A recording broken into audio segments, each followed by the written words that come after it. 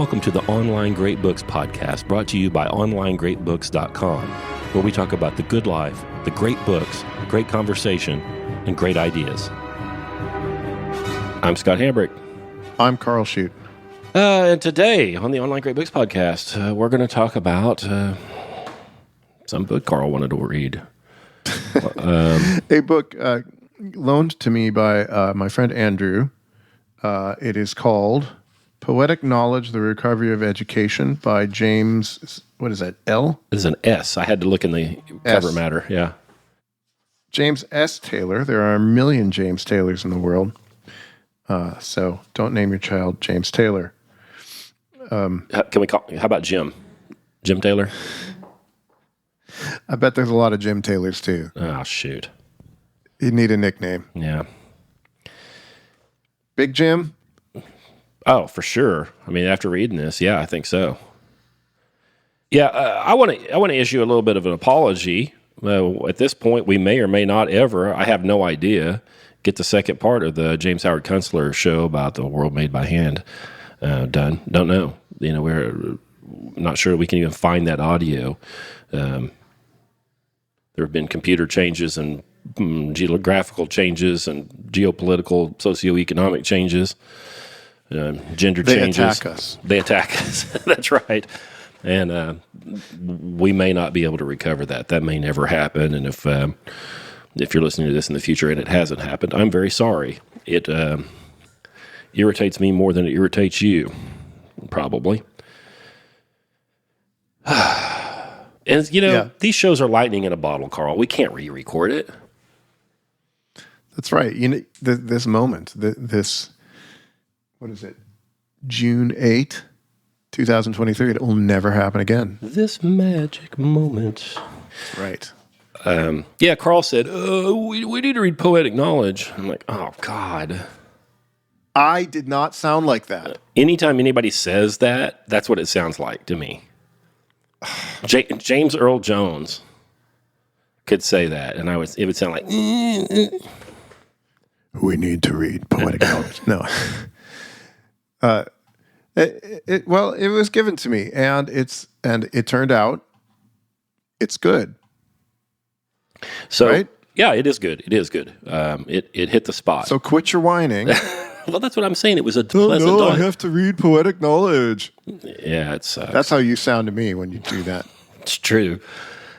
There aren't very many people that I will take a book recommendation from. Mm-hmm. Yeah, I mean, you, McKay, and that might be it. That might be it. But your friend, who was that again? Andrew. I don't know. I don't want to give his last name in case he's like incognito. Well, Andrew did good. Know. He done good. And by the way, he can claim it after the fact. Yeah, he can say, "Oh, that was me." Why would he recommended this to you? Well, he's in the business of the education of the youth, and he heard our previous podcast. He's been listening, and the John Senior show.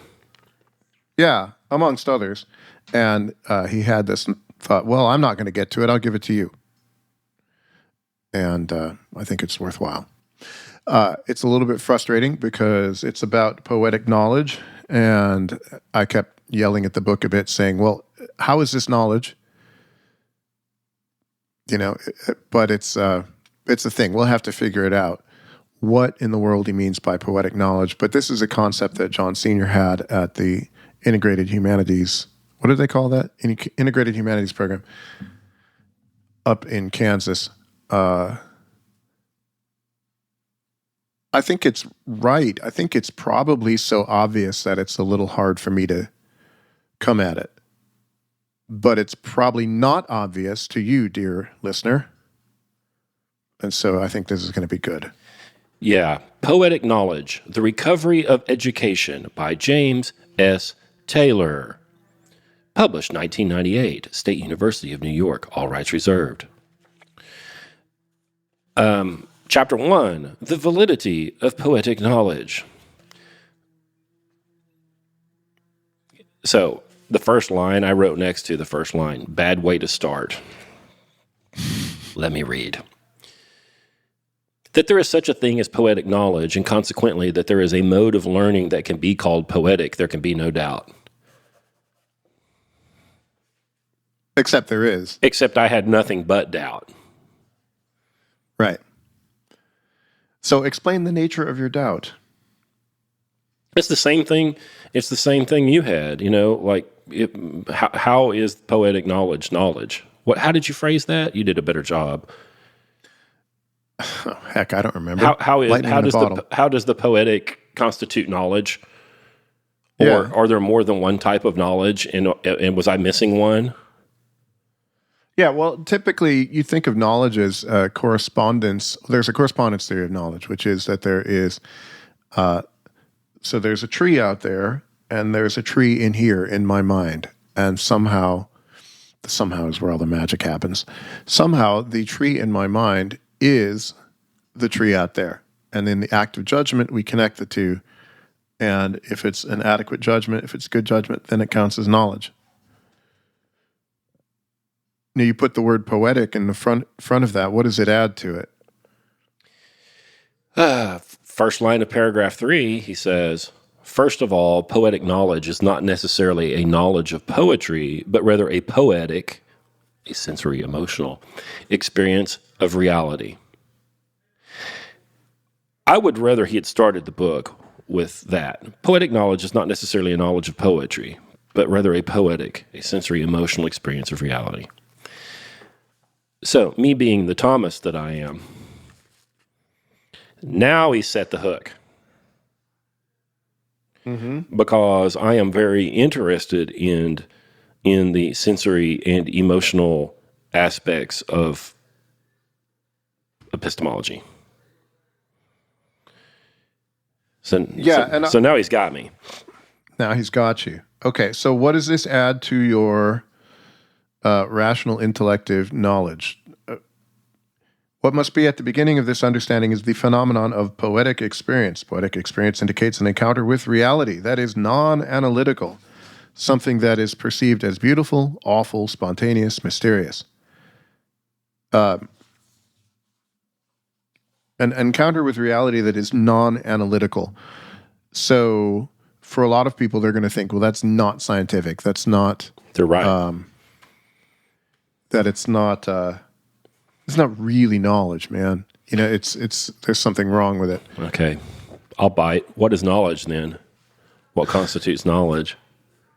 Well, so I was doing prior analytics with one of our seminar groups, and it's this thick book by Aristotle, and it's where he invents logic, pretty much. So hard. And it's worth your time, but it's a real hard book. But that's all about demonstrative knowledge, maybe about ratiocination, about calculation, reckoning. These are all synonyms of taking stuff that you already know and seeing what's implicit in it. So if you know that Fluffy is a cat and you know that all cats are mammals, you actually also know that Fluffy is a mammal. Even if you've never thought about Fluffy in terms of her mammalianness, you know this. It's something implicit in the other facts that you know. Okay. And there's all sorts of rules on how to do this, and there's moods and forms and syllogisms and fallacies, and it's great fun. But here we go. How do you know that a cat is a mammal? How do you know what a mammal is? Yeah, this is the problem of so many of Socrates' investigations, and really it's the problem with everything. It's everything, crying out for social justice. King's eggs. What is justice? How do we know it when we see it? Thomas and the scholastics have some answers to this, and you may or may not buy them. And that the senses take in data. I'm rusty on this. I'm going to get it wrong. Maybe you can correct me, or somebody will. You take that stuff in. Your intellect, I believe it's the passive intellect, converts that sense data to a phantasm. Yeah, something like that. That you can hold in the imagination. Yeah, and at some point the intelligible species becomes actually known. Right. I got that wrong. The magic happens. Yeah, the passive intellect the active intellect puts it into the imagination, and then the passive intellect extracts universals. Well, it's whatever's done is done by action. And this is the part of the mind that Aristotle says, if anything is immortal, is. This is like book 3, section 2 of On the Soul. No. I much prefer the Socratic story of recollection. Well, where you've assembled it all together, and because the soul, in a sense, knows all things, it just needs to remember that bit of knowledge. And this sounds kind of mystical and magical, and it should, So for Thomas, you've got the agent intellect, which is a power put in the soul by God. For Augustine, it's the divine light of reason. For Averroes, we all share an agent intellect, which almost makes sense because we all can know the same things. It's the puzzle of induction. How do you get first principles? Well, actually, you never do. It's just probability, which is garbage because probability is a first principle. Right, of course. So it's you cannot think without first principles. I've been reading a bunch of Schopenhauer. For him, it's because the world is constituted in the mind. Maybe, for me, that's Platonism. That you don't have a mind without an object. You don't have an object without a mind. That it's like it's one big playing field that has rules to it that allows you to have contact with the real. Well, how do you do this? So he has an example I think is useful to help figure this out. This is on page 7. And it's from... I love it, Karl. We're book soulmates. I was on book 7, page 7. I had my finger right there on that piece. When you do that, I just get all basement flooded. Right. So this is one of the Dickens novels I haven't read. Maybe I should. And there's a teacher with the wonderful name of Gradgrind, and Gradgrind demands that this girl, Sissy Jupe, tell the class what the horse is. What is a horse? Give a factual definition. And her answer is not at all satisfactory. Her family's raised horses. She knows horses. But Bitzer, which is another great name, the best part of Dickens is the names, provides the correct answer. Quadruped, graminivorous, 40 teeth, namely 24 grinders, 4 eye teeth, and 12 incisive. Sheds coat in the spring. In marshy countries, sheds hoofs too. Hoofs hard, but requiring to be shod with iron. Age known by marks in mouth. Now, girl number 20, says Gradgrind, you know what a horse is. Well, and Taylor, Big Jim, says, well, the irony, of course, is that no one in the class except Sissy knows what a horse is, least of all Gradgrind and Bitzer. Yeah. Okay, so they have... Facts do not constitute knowledge. Could you have knowledge without facts? Well, it depends on what you call a fact.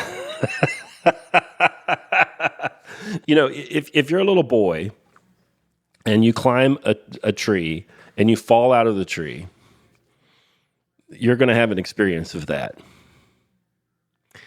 And you're going to have some knowledge about that. And a lot of it's going to be based in your sensations.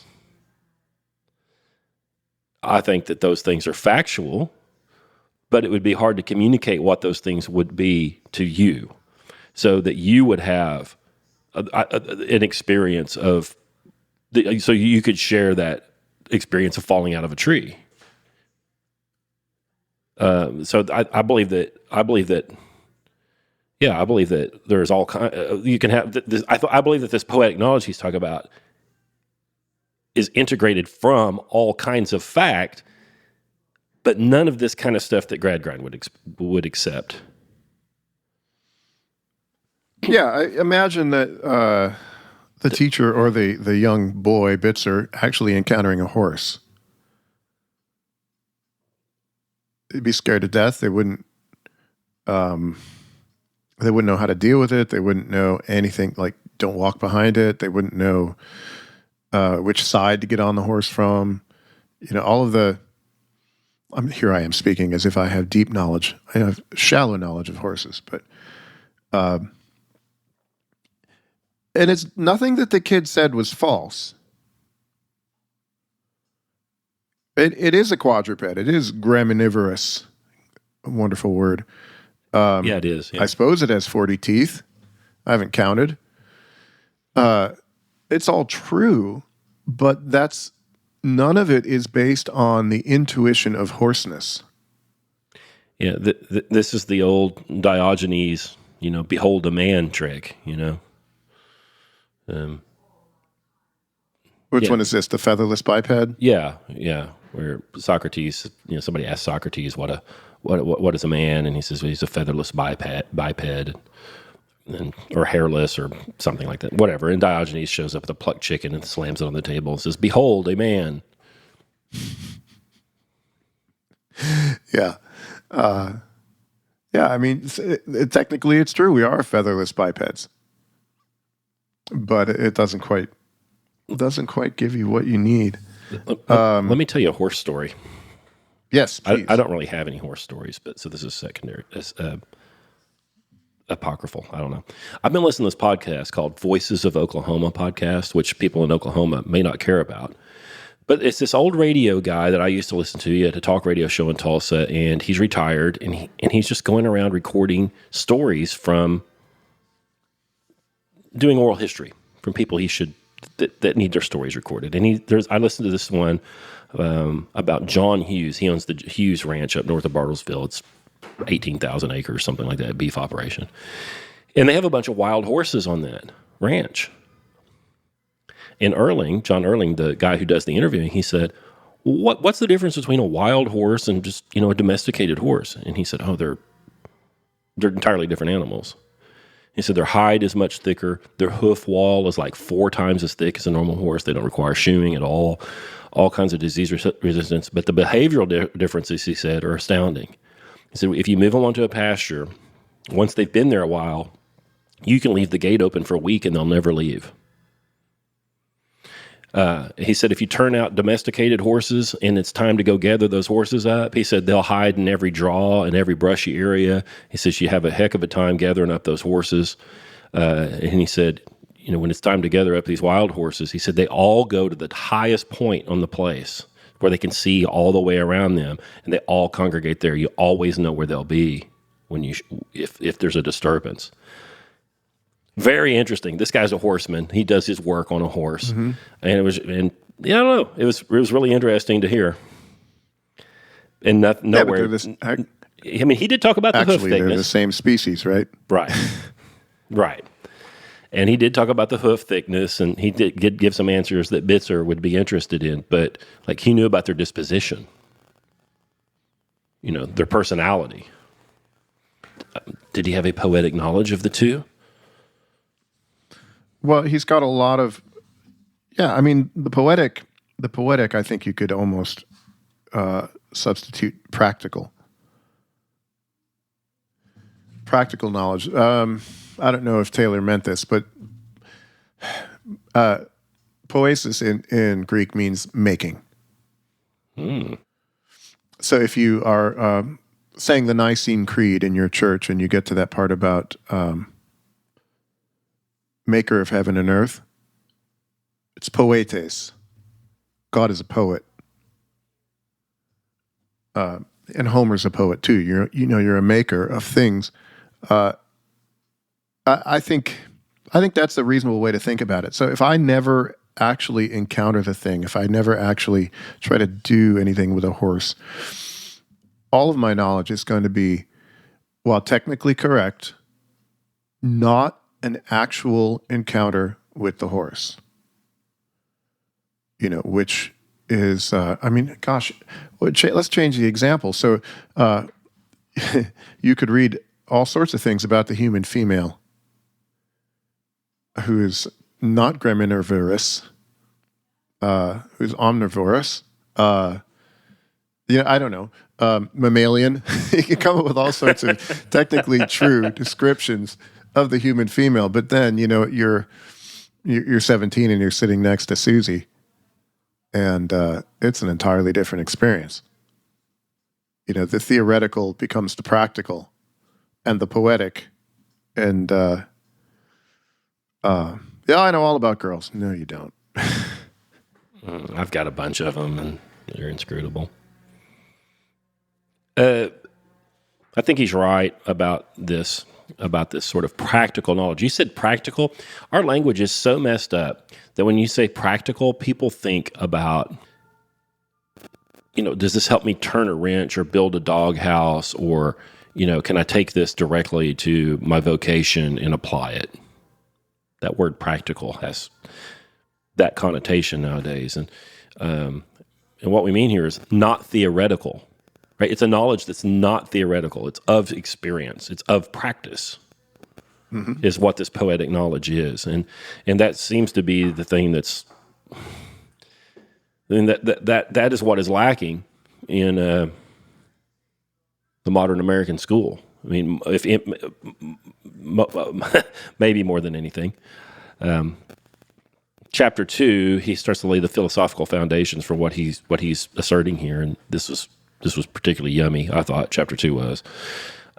Chapter 2 in Aristotle is when he always makes all of the cases for all of his enemies, and then disassembles them, and he kind of started doing that here. I like it. Here on page 12, he says that Plato's writings, actually he's quoting Elias, I don't know who that is, says Plato's writings contain and imply an acknowledgement of the indispensability of poetry. His writings contain examples of good poetry, the myths. Furthermore, Plato was aware, surely from his own experience, of how mysterious the process is that prompts the juxtaposition of images. His work is full of imagery of all kinds, similes, metaphors, analogies, isomorphisms. Plato's poetry, the famous myth of the cave, for example, arises where the logic of discourse is incapable of definitive demonstration. We fall back on the necessity of poetry to persuade. Yeah, so where that practical knowledge fails, kind of non-empirical knowledge, non-scientific knowledge has to be communicated in some sort of a practical way. Mm-hmm. Well, in an imaginative way, I think the images are important. We were talking about the imagination as in the structure of Thomistic epistemology. Well, what if you can't imagine anything? Imagine that you can't imagine. But I did imagine. How would you feel? I did imagine this morning. So, I don't know. I go over there and you're showing me something about your cows, and I don't have any, basis for the thing. And then you're going to say, Karl, it's like this. You're going to tell me a story. I don't know, maybe you'll draw from Homer or something. I don't know. You're going to come up with a story and say, well, it's like Hector, standing before the Achaeans. Maybe you'll say this. I don't know. You'd probably come up with something more clever. But your ability to communicate to me something outside of my experience requires that I have had a bunch of experiences. Yes.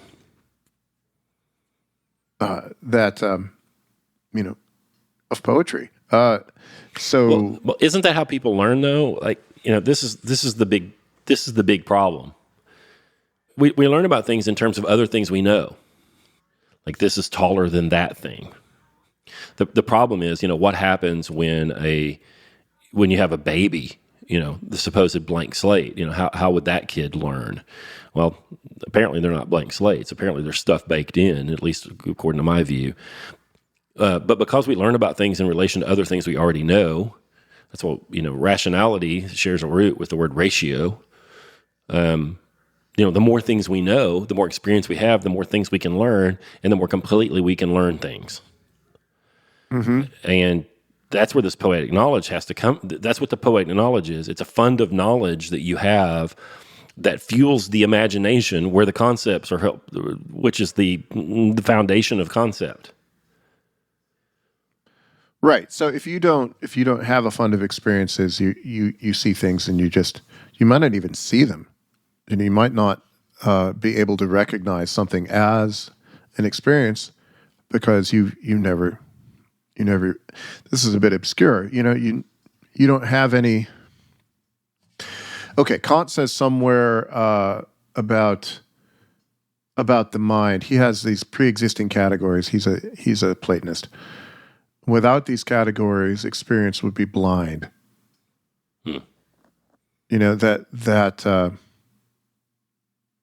you wouldn't know how to assemble anything. You wouldn't know how to put together the things that you see and experience into a coherent whole. So, to some extent, the human's going to do that normally, but it's going to be better if you have had, and this is where it gets into education, if you have had throughout your life a whole bunch of good stories, if you've experienced art, beauty, a little bit of math, not just math to calculate your checkbook, but to see how numbers go together.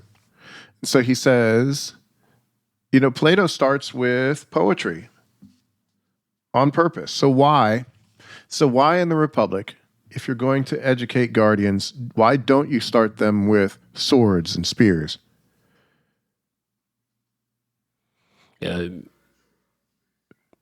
If they haven't had the poetry, if they haven't been informed, if they didn't have a knowledge of emotion and human experience, there's no way they're going to know when the right time to stab somebody and when the wrong time to stab someone is. Really? Right. I mean, not everything needs stabbing. Right.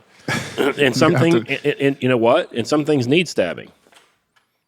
Mm-hmm. Yeah. Yeah, you need a warrior poet. By gosh, speaking of Künstler, that fourth book, it took him an awful long time to get to the stabbing that needed to happen. I haven't read that fourth one yet. What? I haven't read it yet. I won't spoil it for you. Mm-hmm. This poetic knowledge, this experiential knowledge, I don't know, this non-empirical knowledge is really interesting to me. When you read Adler's book, How to Read a Book, he says you need to read it several times. If it's an important book and you make it past the inspectional reading and you decide that this is something that's important, you're gonna read it a couple more times. The last time is going to be an analytical reading.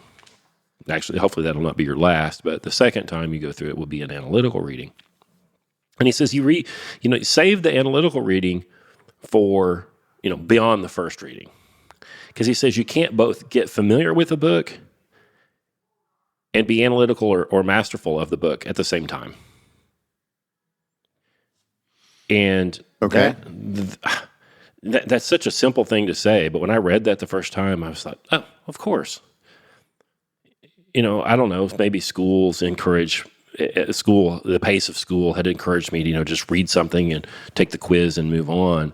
But the idea that, oh gosh, maybe I can't really kind of get familiar with it and get the lay of the land and master it at the same time. I mean, that had never even occurred to me. Well, now I live where I am and I do what I do.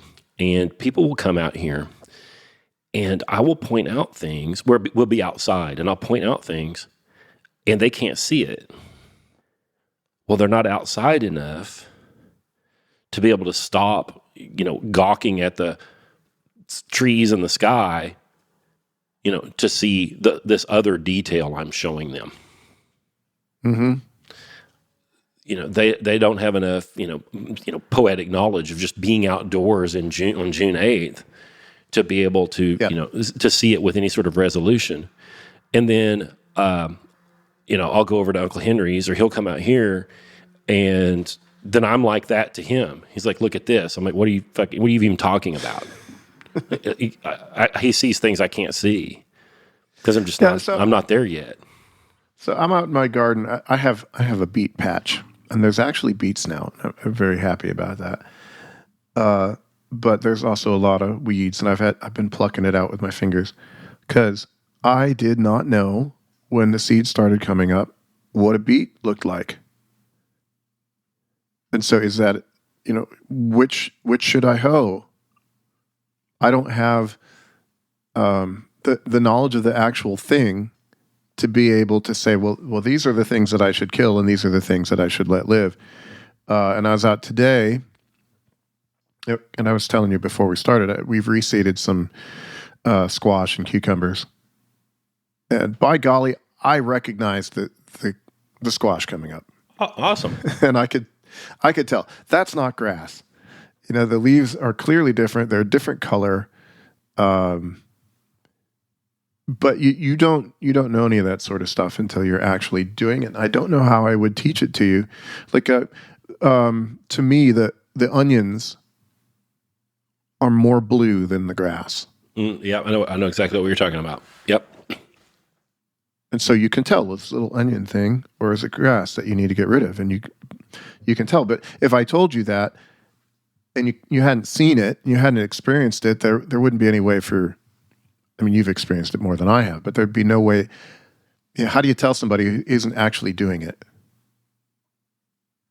I don't know that you can. Eventually we'll get to this point. You can't actually know individual things with concepts, because the concepts are always universals. So all you can do is use the concept to point to the individual thing, but the individual thing you're going to experience, it's going to be right in front of you. But you can't. It's impossible to get it from a book or from Wikipedia or anything.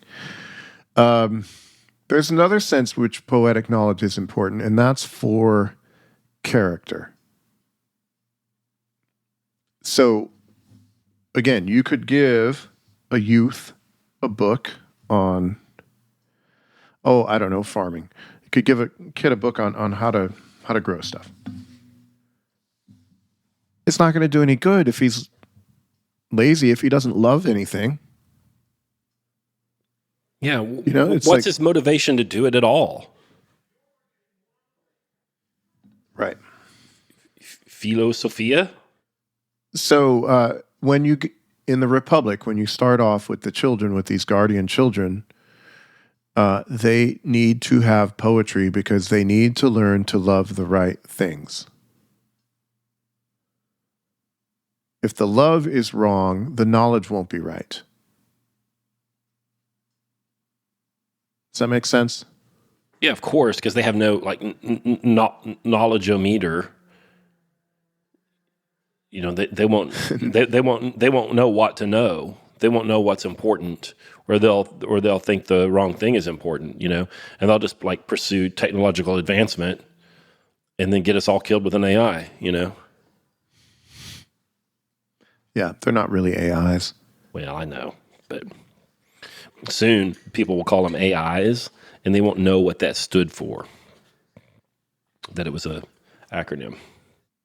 What did BAP called it? Normie simulator? Mm-hmm. That's right. NPC simulator. If you want to know what everybody would say about something, you can just go ask ChatGPT, and it'll tell you what everybody would say. Yep. Yeah, so that's great. Well, and it has implications here. Can one of these algorithmic, self-correcting learning machines, can it ever have a poetic knowledge of anything? No, it doesn't have any knowledge of anything. It doesn't have any, because there's nothing there. So knowledge, okay. Knowledge is an encounter of a subject with an object. Right? Okay, I'll buy it. I'm picking it up. I'm picking up what you're putting down.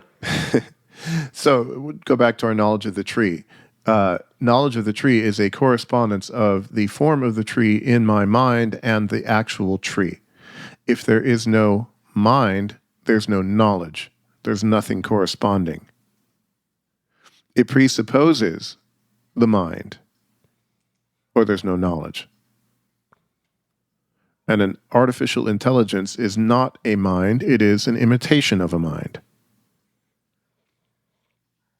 It's what an ordinary mind might do. That Turing test is bullshit, pardon me, my language. Just because you can imitate a human doesn't mean that you are one. So no, I don't think there's any possibility of any kind of knowledge in these machines. I think the Turing test is very interesting because what is actually being tested, in my opinion, are the people. Right? Are we game?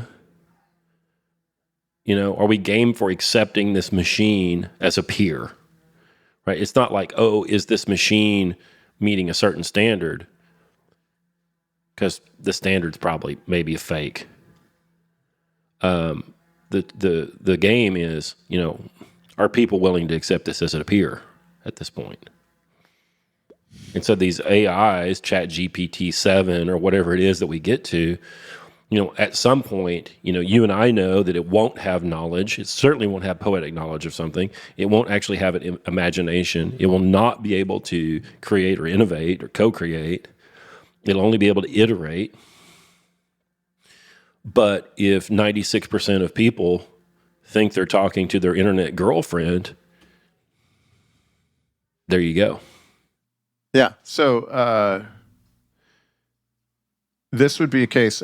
So to make the case for poetic knowledge, which the way that they instantiated poetic knowledge in the integrated humanities program is, gymnastics, poetry, music, encounters with the real. So internet girlfriend. So apparently you can buy these. Well, your internet girlfriend is not an actual girl. But it's better because, that's going to be the real struggle. So it's going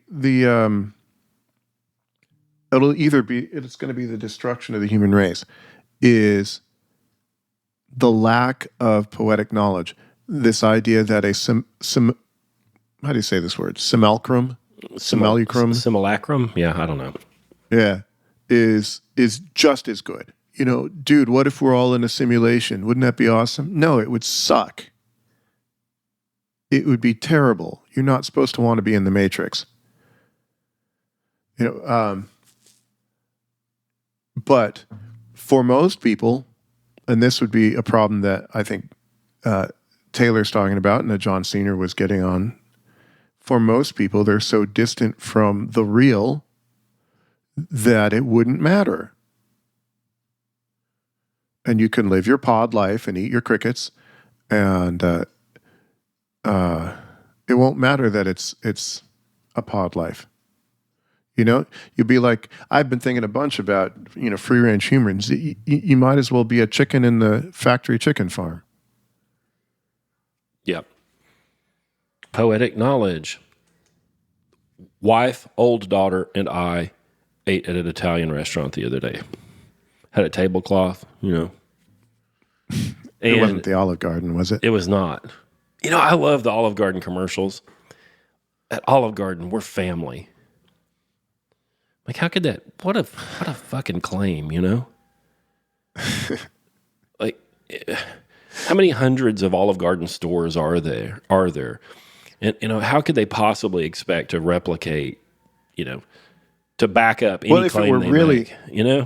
If it were really family, you pay money and you go there and you fight with everybody. And you get disappointed. Yeah, so we went to this Italian restaurant, and Charity ordered some chicken dish, And we were eating, and she says, "This chicken's not right." She said, "Here, have a bite." And I'm like, "No, I don't.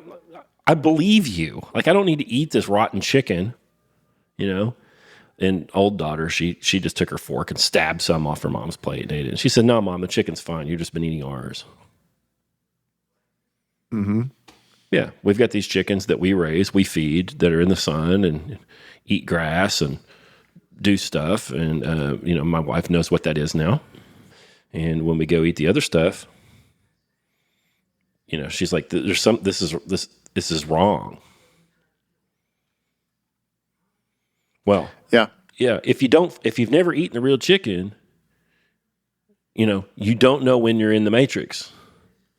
Right? If you've never had a poetic experience of other people, if you've never actually been engaged with other people, if you've never actually had a relationship with other people, if your mom was a narcissist on SSRIs and your mom and dad got divorced and you were an iPad kid, and then you encounter, your internet waifu, they won't know what's happened, because they don't even have the real experience. Yeah. Add to that casual cannabis use. Right. Yeah, they're on soporifics. Mom was on SSRIs while the kid was in there. And I told you about the guy at the gym that they're all talking about marijuana, and I've never done it. They're shocked. Right. Shocked. Well, why not? It's because I don't want to escape reality.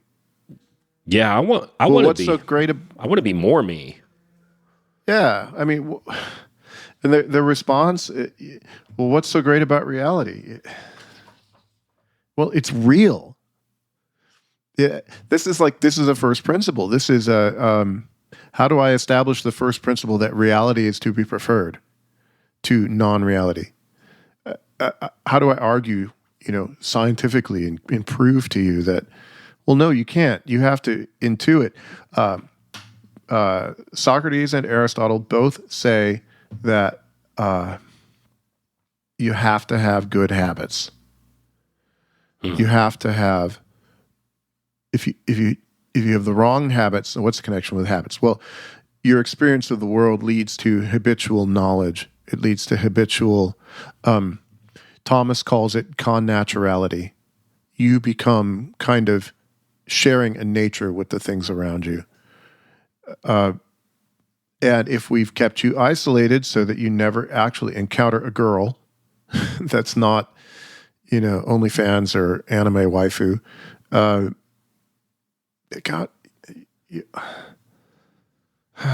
Yeah. See, this is actually really important. How do you know, how do we make sure that someone prefers reality? Internet waifu may never break your heart. Internet waifu would likely not hold you accountable. When you call the internet waifus, when your internet mother-in-law, you call her a C, and the internet waifu doesn't get mad at you, just giggles and says, "Oh, you're so funny." Oh, it's so edgy, Poppy. And then, I have millennial friends and Zoomer friends. I don't know if you can be friends with somebody that's that much younger than you. But they really have a hard time with dating because they say everything is cringe, right? You yourself cringes, but they put their own emotional experience on that thing. Right, so some guy will ask a girl out, and he gets rejected. Now, the Zoomer observer cringes, experiences discomfort, empathy, in fact, for the guy who was rejected, but they say what he did was cringe. They put their emotion on his action. Mm-hmm. The hypostasization of cringe is Yeah. I think it is dastardly. I think it's disgusting, and I think it's very dangerous. How about that? Yeah. Yeah. I have a young man that I know quite well. Gosh, is he 30 now? He's got a house. He's got a job. He's doing okay. He finally got engaged. I'm very happy about that. Yeah, but it took him a long, long time because he couldn't, there was this girl that he liked, and we were like, well, why don't you ask her on a date? Why don't you take her out for coffee? And I don't know if he used the cringe word, but he might as well have. No, that's creepy. You can't do that. Right. It's assault or something, to ask a girl out. He's not wrong, by the way. That it's assault? Yeah, it's not assault, but it is characterized as that, and he is at some risk. Sure. So I'm just looking at my note for page 25 about wonder, and apparently Quinn at the IHP says wonder is a species of fear. So all philosophy begins in wonder. That's what Aristotle says. Yeah, wonder arises not from ignorance, but from consciousness of ignorance. And it's this discomfort with ignorance that leads to the desire to know. And I got more to say about that, but in the context of our caged humans, non-free range humans, yeah, of course she's scary. Yep. But it's also wonderful. All love begins in wonder too. Gosh, I wonder what she's like. But it's discomfort. There's a desire that you have, and then the actuality that you don't have. It is awful. Yeah. Well, what are you going to do about it? Game on. Well, if you have had a Taylorian poetic knowledge upbringing, then this is not so foreign to you that it paralyzes you. You know how the world works. You know what things are. It's an entirely reasonable thing for you to ask that young lady out.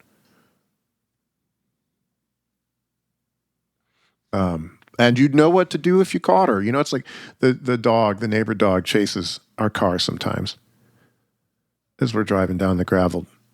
And, what's she going to do if she catches the car? Well, what are you going to do if the girl says yes? Well, if you have poetic knowledge, if you know music and gymnastics and poetry and dance, well, there's some things you can do. There are ways of interaction with the other humans that grow out of this. Socrates calls it all music, out of this musical education. Well, now I know how to relate with another human. How do you get a young person to prefer that discomfort, though? I don't know. I probably screwed it all up with mine, but you go out. People will come and visit us, and I'll say, "Hey, you want to go? Take a tour." And they all want. They do. So we load up and off we go. Well, the grass is tall, and they're wearing shorts, and the grass has got to be tall because that's the cow's food. I'm not going to go out there and make a fairway out of it for them because that's dinner. And a lot of it's fescue and switchgrass and all this. And it's a little scratchy. It scratches your legs up, and then your legs itch. It's not bugs or anything, but, it's itches. And they don't want to do it. They just don't want to do it. So because they're not willing to just, deal with that a little bit, they end up just sitting on the porch or in the house or in the chair at the 45-degree angle with the remote in their hand, like Big Jim says, which is a kind of sloth. It predisposes them to sloth. And how do you do it? How do you get a young person to prefer the discomfort that comes with getting out of the cage? To me, that's the primary thing. Without that, nothing else proceeds. And once you get that, then they can have, this practical poetic knowledge, which then opens them up to all other possibilities. Yeah. For lots of people, it's probably not going to happen. So I'm going to read again from page 25. It is important to stress, Quinn points out, that it is frequently forgotten that wonder arises not from ignorance, but from consciousness of ignorance. And then I'm going to give a longer quote. Wonder intensifies pleasure because wonder increases desire and therefore the joy of discovery. It seems at first that the pleasurable character of wonder is at odds with it being a form of fear, which is usually unpleasant. It is true that wonder arises from something that's unpleasant, consciousness of ignorance, and that until one knows, one remains in this condition. But the only way that one can profitably flee from ignorance is by desiring and attempting to know, and these are pleasant activities. A man imprisoned will find his condition unpleasant, but he will take delight in planning his escape. I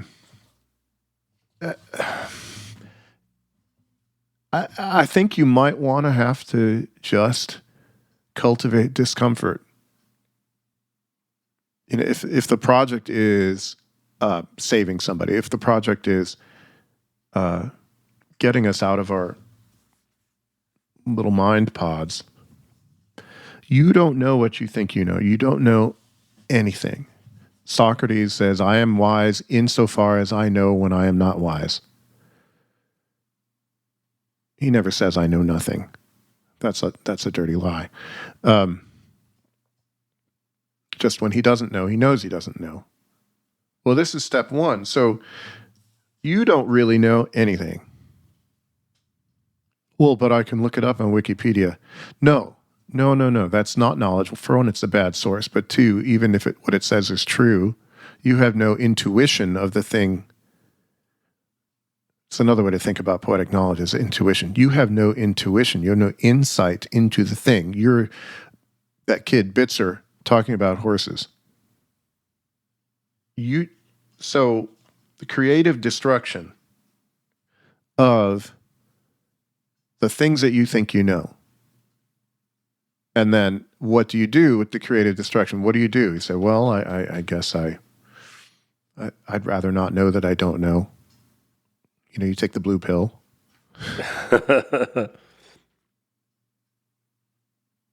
Or, people always say, it's kind of fun. So new people will show up at OGB and they'll say, I'm looking forward really to doing this program.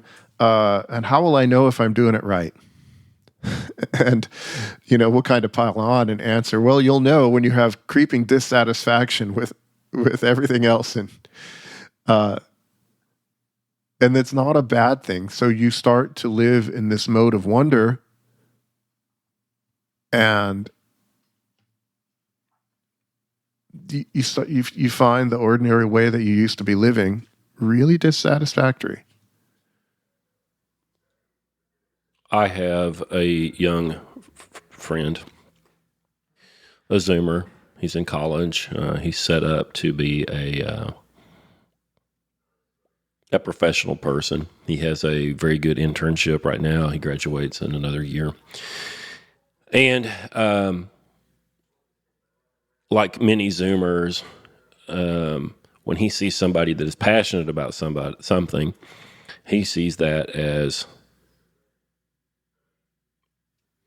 cringe, as something that should be ridiculed, whatever. And I've talked to him about this, and I don't think he really understands it because I don't think he knows that isn't normal or wasn't normal in the past. And I think that comes from, like, you can't fit into normal schools and normal workplaces if you are passionate about things. There's just no room for you there. you'll be attacked by the system, you'll be beat down, and you'll be defeated. And they've internalized that, and they now self-police. The Zoomers often self-police. And, I know a lot of guys at OGB will do this. They'll say, well, I'm an autiste, Well, they're not autistic. They just care about something. They care about it in a way that where they attend to detail. They attend to it. They prioritize it over other things. It could be chess. It could be, reading some of these books, and they'll say they're autistic. Well, they're not. They're not autistic. They're what used to be normal. They're what used to be normal. They're passionate about something. And that's just not okay anymore. Do you remember in the old days, many, many years ago, when in your neighborhood, everybody would have their thing? Oh, yeah. I loved it. Like, there'd be the car guy. Melissa went to a car show. I didn't get to go to this one, but I think she chatted with the local mechanics that I've used a couple of times. And they had their fancy car out there. And she said to him, so what are you working on next? Faces lit up, start talking car stuff, super excited about it. You bet. Yeah. Yeah, and or the weightlifting guy. Ham radio guys, model train guys. Yeah. Yeah, but that's all cringe to care about stuff. You'd be attacked. You just be attacked for it now. So, so these young people, if they have some sort of a romantic interest in a young woman, they won't pursue it because you're just not supposed to be passionate about something. You're not supposed to have profound experiences of things. And I get it. Yeah, I suspect there's probably everybody's a mess these days. You get hit in the head a whole bunch of times. Yeah, they've gotten their ass kicked for caring. And then the defense is to say there's nothing worth caring about. Right. Yeah. What did you think about Saint Benedict as a teacher of the poetic mode of knowledge? I wasn't quite so sure about that. Yeah, I'm not either. I don't think it's his intention. No. I don't think he was intending people to go be monks and then be scholars. No, I don't buy that at all. I do believe that, through the work that he advocates, that knowledge could be obtained. But that's not his goal at all. I think it was a side effect. Yeah, that's not his goal at all. He doesn't talk about the education of the person. Hardly at all in the rule. No, you're supposed to fix your disobedience by being obedient.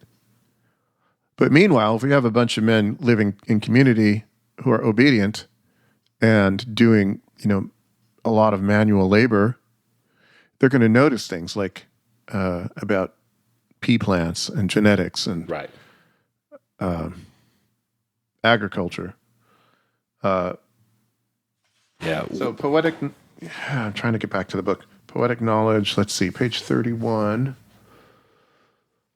Unlike the scientific mode of learning that proposes methods and systems for acquiring knowledge, the tradition that has been thus far reviewed, the poetic knowledge tradition, reveals rather a way of knowledge like a path or winding road with interesting detours off the road more than the superhighway of modern education. It is a way more akin to the natural human response to discovery of the world. It is a way of leisure and reflection of what is there, the way things are, and when one is considering the kinds of knowledge, it is seen that there is a natural order after all that corresponds to the learner and his universe, beginning with what is known, immediate and accessible, and proceeding to the unknown. That's a chunk of a paragraph. Unlike the scientific mode of learning. Okay, the scientific mode of learning, I'm going to learn the scientific method. I'm going to hold nature's feet to the fire and demand answers. I'm going to test. I'm going to see if something is provable, if it's repeatable.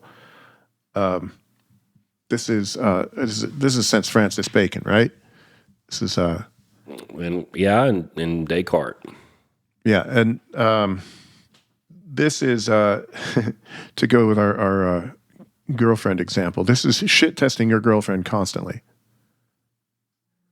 Yeah, or putting nature through shit tests, or spinning a lot of plates, and yeah. The encounter of the world in a poetic way is a way of leisure and reflection of what is there, of the way things are. Okay, so you look at stuff. I remember your example. It's one of your uncles. You were trying to figure out a tree, and he said to you something about, well, you go sit out there, and you look at it. Yeah. And you just look at it. Yeah. And then you get it. I asked Uncle Henry how you can tell a young walnut from a young hickory, I think is what it was. He says, well, you get 6 beers and you get a chair and you sit there and you drink those beers and look at it.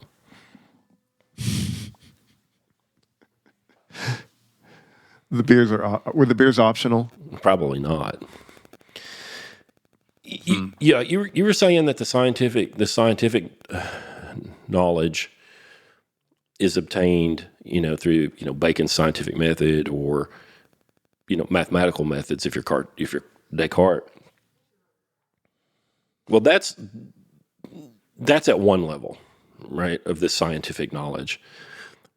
At a lower level of the scientific knowledge, you've got vocabulary tests, you've got spelling tests, you're memorizing the multiplication tables. It's 1776, 1812, 1861, 1914. You're doing that stuff, right? But in education, the educational system has some theory, which I don't necessarily understand or know anything about, that would say, well, in order to get a kid to know what a senior in high school needs to know, we need to start them when they're 5 with these things, and then we build on those things, and we have this process, and then hopefully they can, take an Iowa test and not be awful, when they're 17 or whatever. I think Taylor would say it's not true, or it's only true for certain kinds of things. Like, there's no way to learn the multiplication tables and be fast with multiplication without memorizing the multiplication tables. Sure.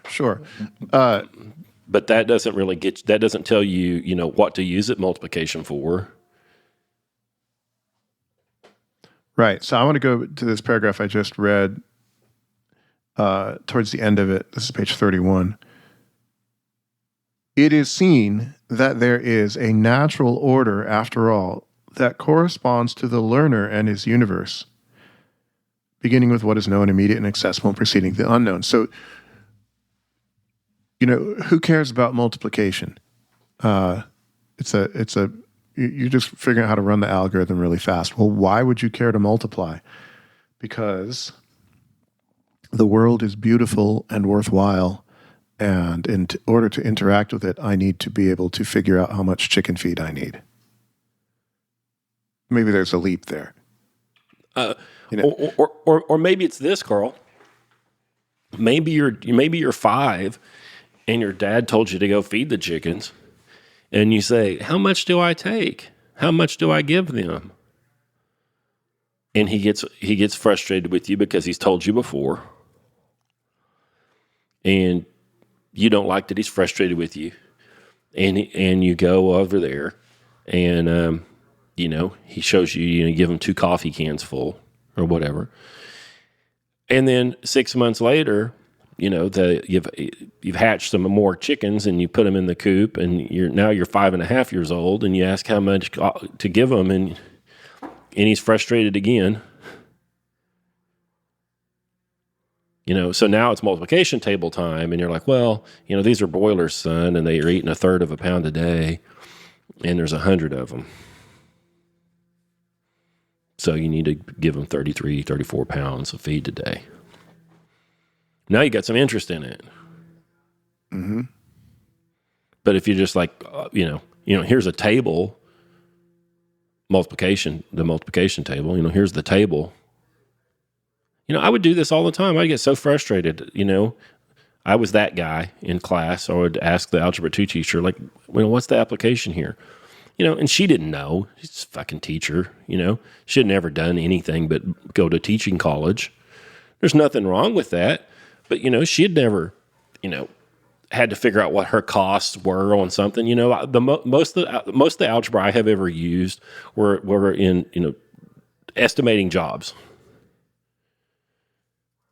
Where I had like labor tables and I knew how long something took and how many materials it took, and you could use a little algebra, and back into other numbers and whatever. But she had never done anything. She couldn't tell me. And you know what? I hadn't done anything either. I was a kid, so I didn't have any idea what I was doing. We were just building ships in a bottle. It's just stupid.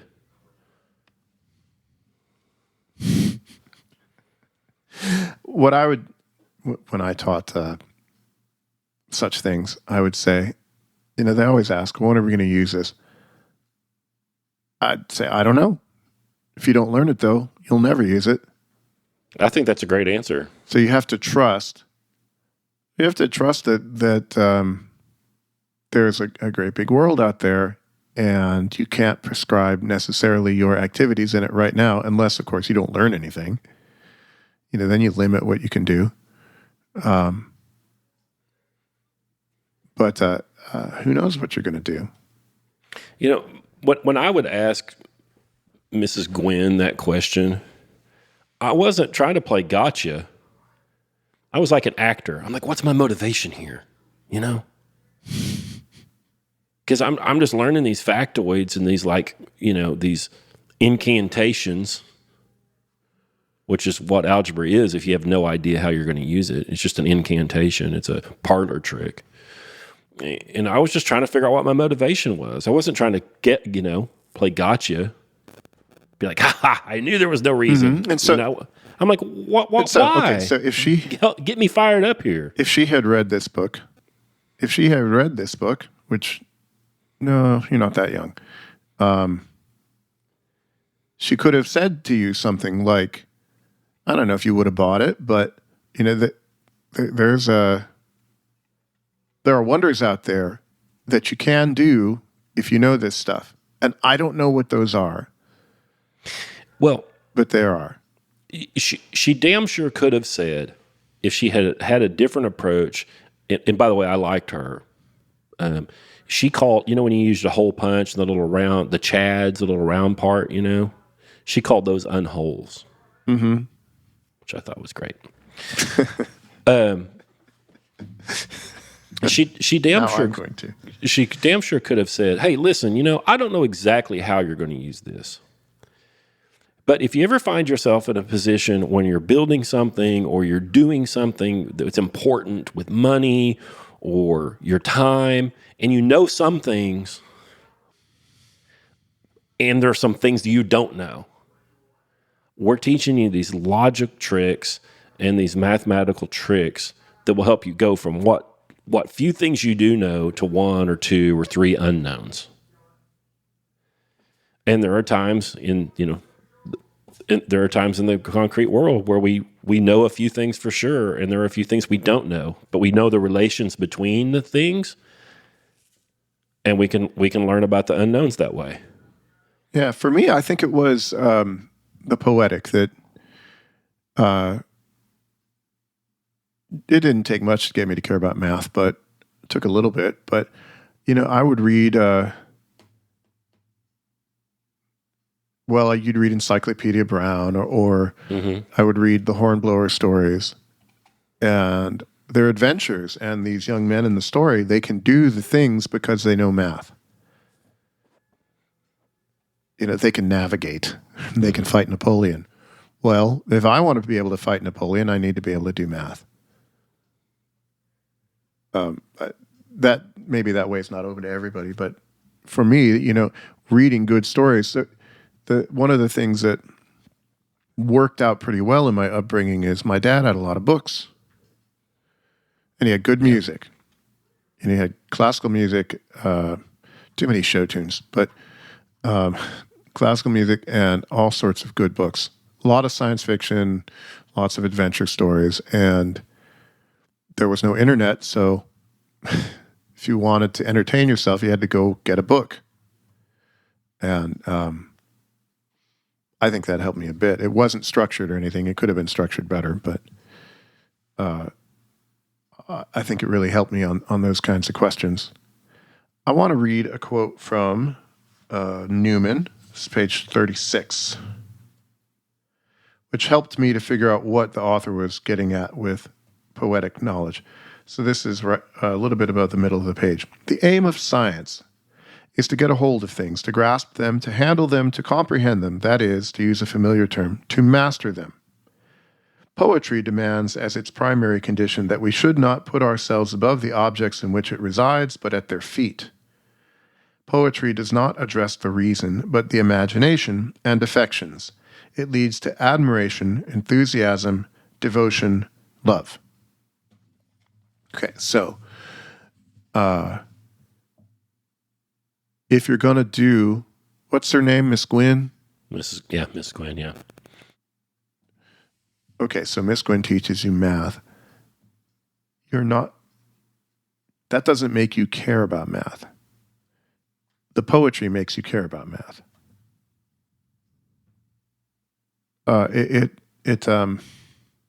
It delights you. Which comes first, the will or the intellect? The will. Yeah, and what moves the will? The soul. But what is the object of the will? That's what I meant. The good. Right. Okay, so where do you, young man, experience the good?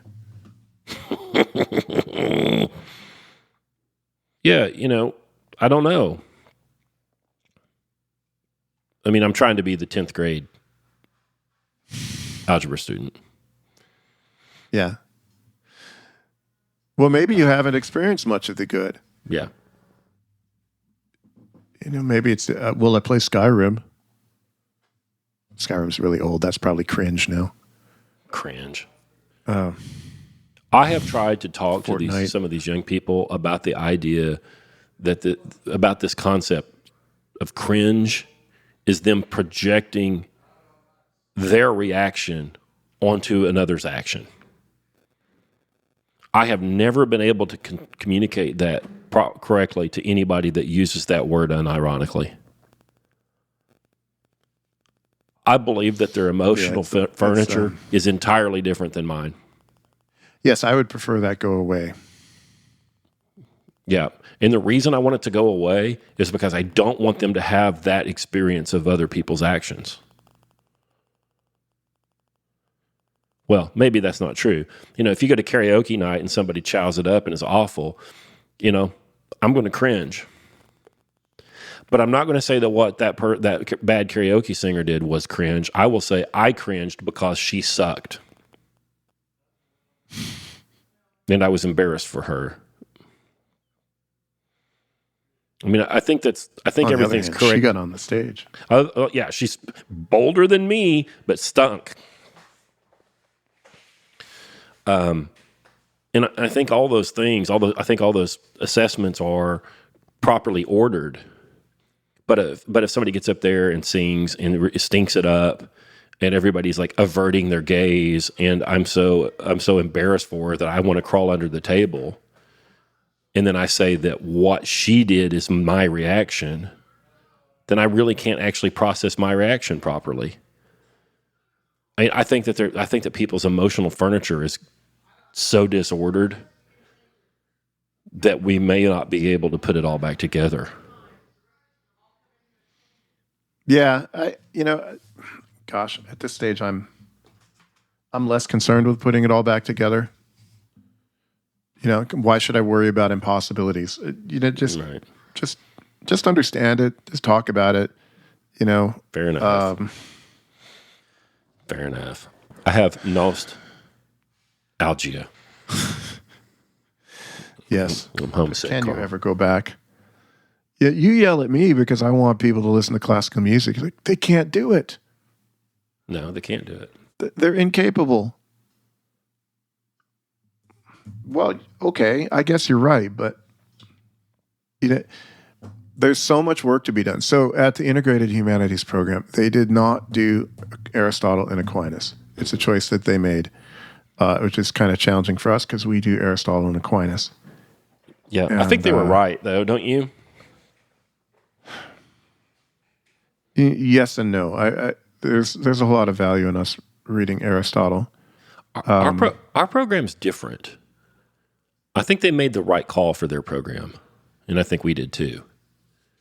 I'm not just. They have young men and women. Yeah, they have young men and women for 2 years, from age 18 to 19. Yeah, that is the problem. It's probably not Aristotle time. Yeah. Yeah, in 2 years to reconstruct an adequate education.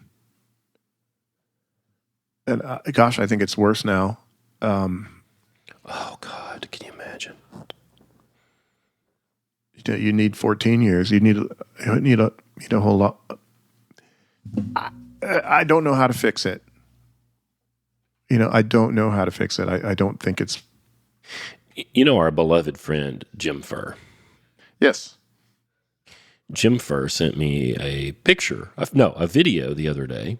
It was his young grandson, who is 2 years old, maybe. He might be 2.5 at this point. And he was in Jim's backyard, and Jim has a retaining wall, a stone retaining wall in his backyard.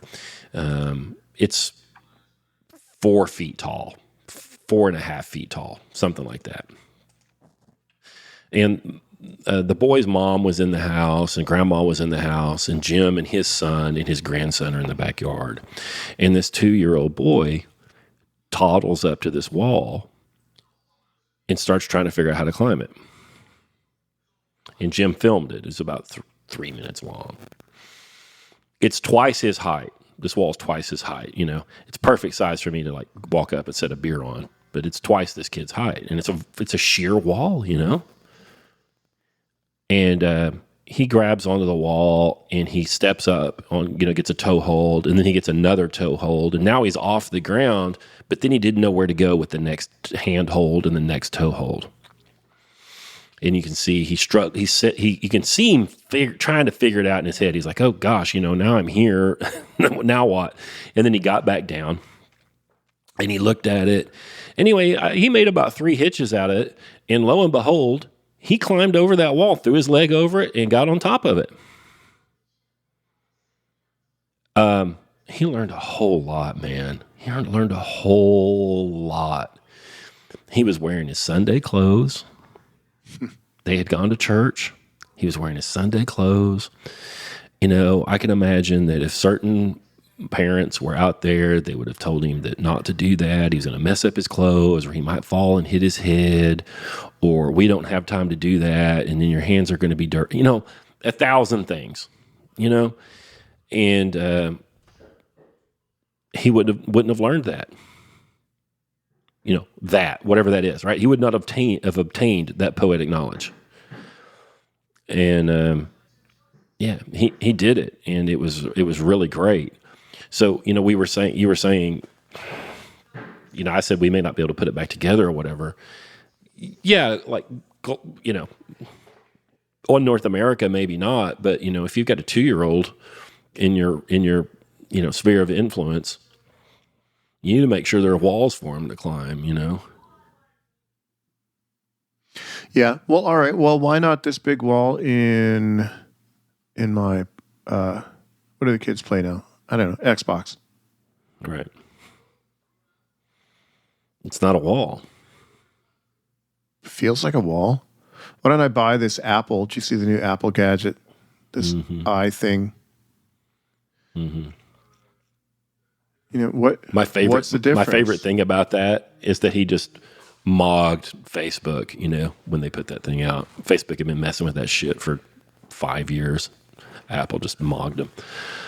Yeah, it's not real, It's not real. You don't learn the same things from climbing a wall with the VR as you do when you fall. I'm the world's worst realist. I'm the world's worst realist philosopher because I'm kind of an idealist, Platonist bastard, something or other. But the real is real. That's the tautology. What is it? What do I mean? Is it better? The graphics might be better in the virtual world. What do I mean by it resists your will? Well, so does the game. Yeah, but you could shut off the game. Yeah, life is irreducibly going to be real. Not everything can be VR. And there's nothing that the virtual reality that can teach you that the reality couldn't. And so that's the thing I would say to you is like, okay, well, you're going to put on your Apple virtual reality headset, whatever they call that.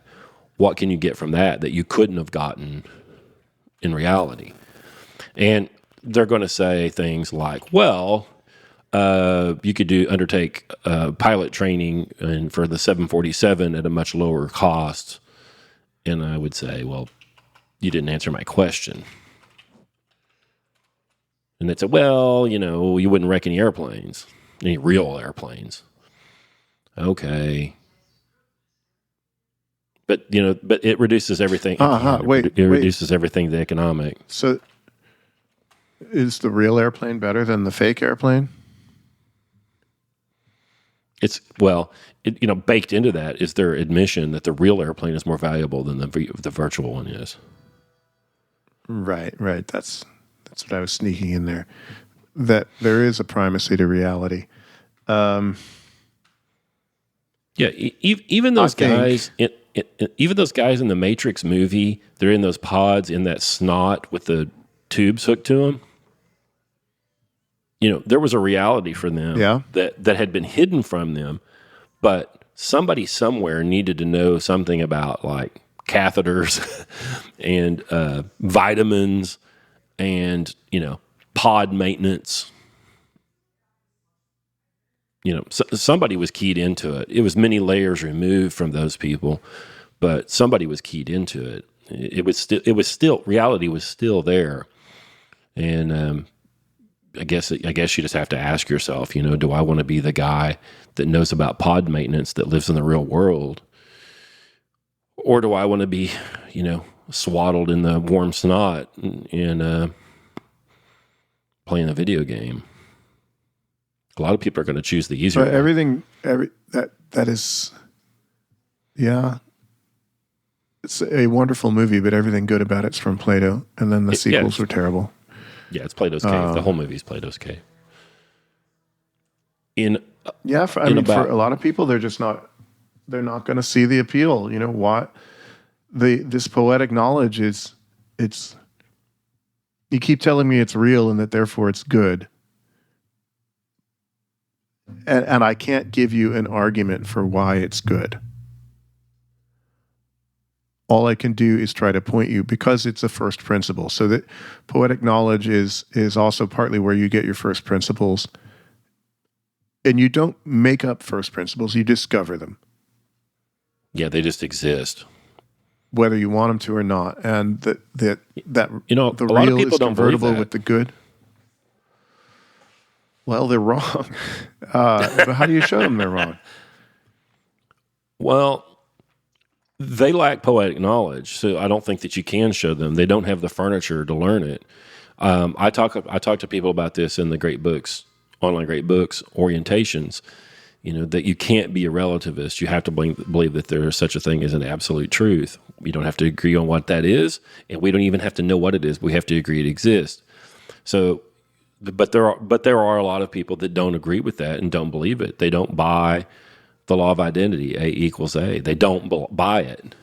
And I would say that those people didn't fall off the wall and tear their Sunday, go to church clothes and get in trouble when they were two.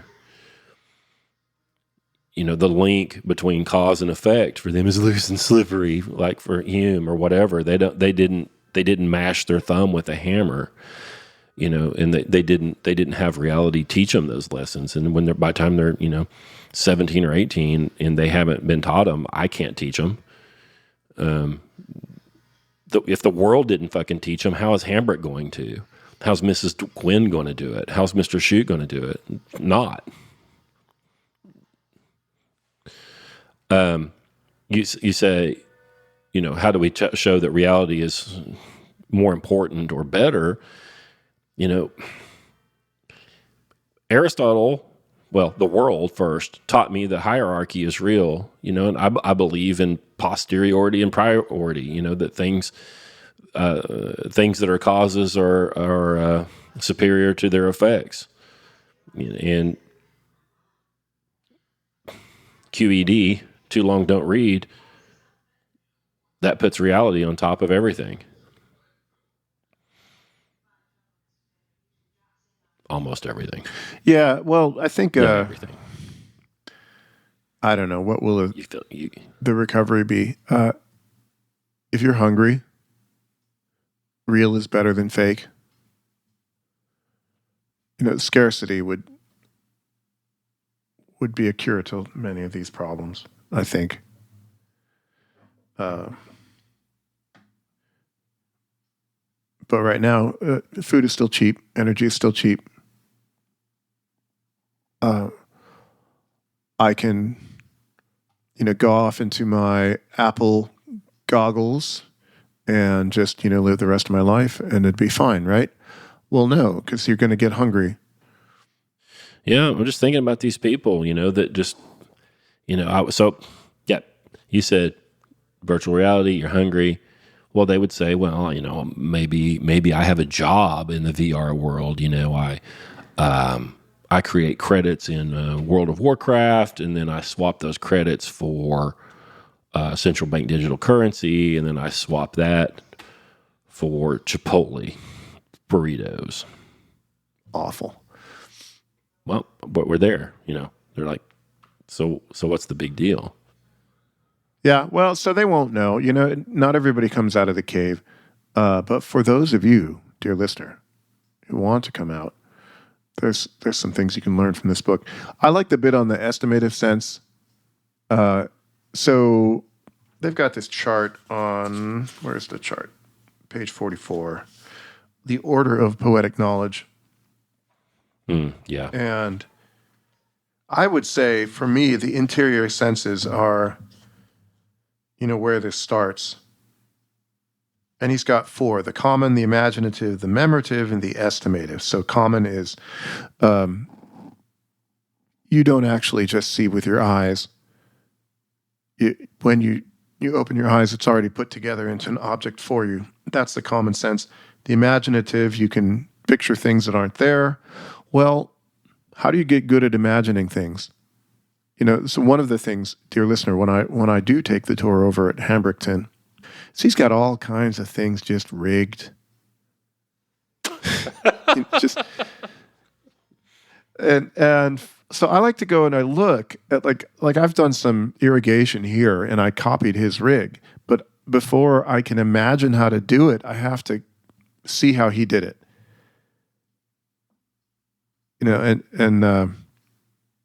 So that I can have a picture in my mind. Well, this part goes there, this goes there, and this goes there. So a lot of this early poetic education is feeding your imagination.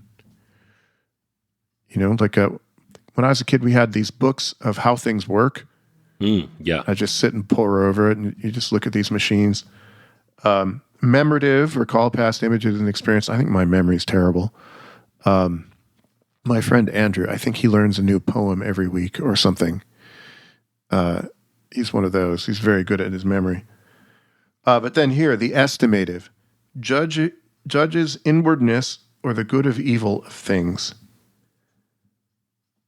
It's the ability, he says on page 47, it's the ability of the animal, including the human being, to know without any previous information what is good and what is bad for itself. So you don't have to think. You could think and reason out that this fire is hot and I shouldn't touch it. But you're not actually going to think in that case if you have been well brought up. Your estimative sense will be functioning properly. Yep. I see videos on the Twitters every day of SWPL people who go into situations that are clearly dangerous and they get their ass kicked. And I was just like, how did they not know that they were going into a dangerous situation, a bad part of town?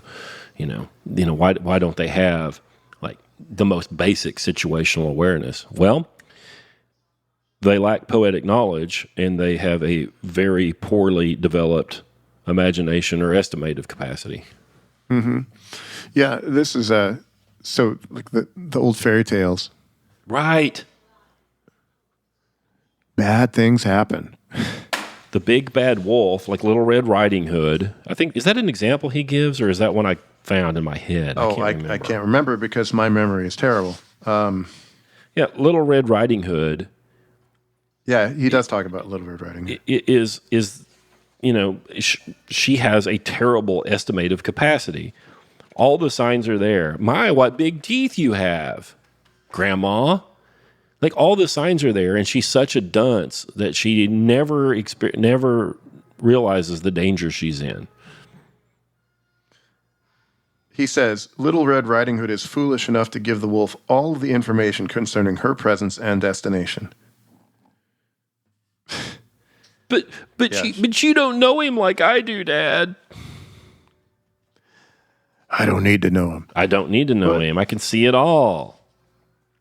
Well, in your estimative sense, you might be wrong. He might end up being a very fine wolf, upstanding, the kind that you want to call your son-in-law. But your first reaction is good. It's protective. It's better than hers. Yeah. Yeah. But these are things you're not going to get unless you've read enough stuff or experienced enough things. It doesn't have to be reading. Reading might be a second, not quite as good. I was thinking about this. Back when I was doing a lot of in-person coaching, I could walk through the room and see 6 things wrong. Yeah. Without thinking. And then you ask me, what's wrong? And I could tell you. I'd have to stop and think about it, but I could tell you.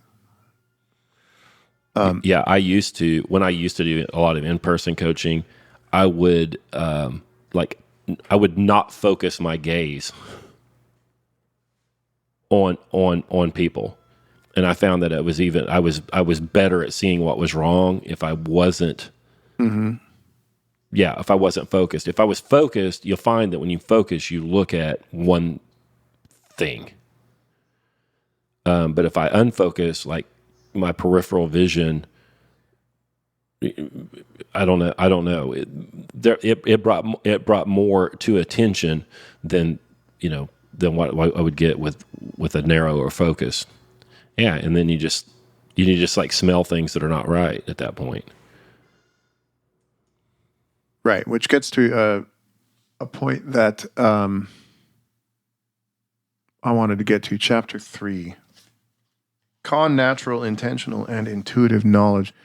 So connatural is it's a word, Aquinas uses it somewhere. The only way that knowledge works or that knowledge is possible is because there is a sense in which you are sharing a nature with the things that you are knowing. Okay, and if the form is the nature, on Thomas, you actually are sharing the form. When I know the tree, I'm sharing the form of the tree. But this can also be done habitually. Okay, so you can become more connatural with the knowable world. So connatural means second nature. It's like tying your shoes. You naturally now know how to tie your shoe, but it didn't start that way. Oh, gosh. This is an acquired nature. a second nature that you get. And so now you don't even have to think about tying your shoes unless you're a Zoomer, in which case you probably still use Velcro. But you just do it, or driving a car, or walking through a gym and looking at 6 squats out of the corner of your eye. You are able to match up with things out there. Okay, so this requires there to be a couple of things that are true. There have to be natural kinds. Oh, no. Okay, there have to be things that can be known. And then you have to have a spiritual capacity of the mind to become the thing that it knows. So I'm looking at that tree, that apple tree out there, and I am becoming the apple tree. Sounds like magic, hocus pocus, but its form is in me. Possess it? My form's not in it because it doesn't have a mind, but that would be Hegel. But there's a connection. Socrates says the best argument in the Phaedo for why the soul is immortal. I think there are a bunch of lousy arguments in the Phaedo for the immortality of the soul, but he was under pressure. He had an appointment with poison at the end of that dialogue. But the best one is that the soul is like the forms. And because the forms are immortal, so is the soul. Okay, for me, that's the best argument. But for me, the most interesting part of that argument is the soul is like the forms. I don't know if I'm making clear what I want to say here. This is why I like the theory of recollection. Something strange happens when you know something. Your mind is able to share in the being of the thing that you know. And no, I can't prove to you that this is possible. You have to trust me. It happens. He quotes on 63, modern theories of knowledge dominated by the mechanistic model of man attribute these powers to the brain. It's just neurons, right? But as remarkable and mysterious as the brain it is still a material organ of the body, and therefore it must be the mind, the soul, that uses the powers of the brain to achieve this immaterial union, an immaterial union with the thing that you know. I don't know. Does that make any sense? What he just wrote? Well, my rambling on, and then what he just wrote. I mean, I think it do. Because these modern materialists, they call it I think they call it the hard problem. This. I don't even want to use their language. There's a problem here where you have to figure out, what's the mind and what's the brain, mm-hmm. and then what are their various roles. But this poetic knowledge doesn't really care about any of that, and is just concerned with the person. And well, it'd be a fact of the human experience that you know things. Well, what needs to be true in order for you to know things? This something like this magical story of the immaterial union of mind and the knowable, which I don't know how to describe that as anything other than poetic. So you go out and you sit and you look at the tree. Well, you're not just looking at the tree.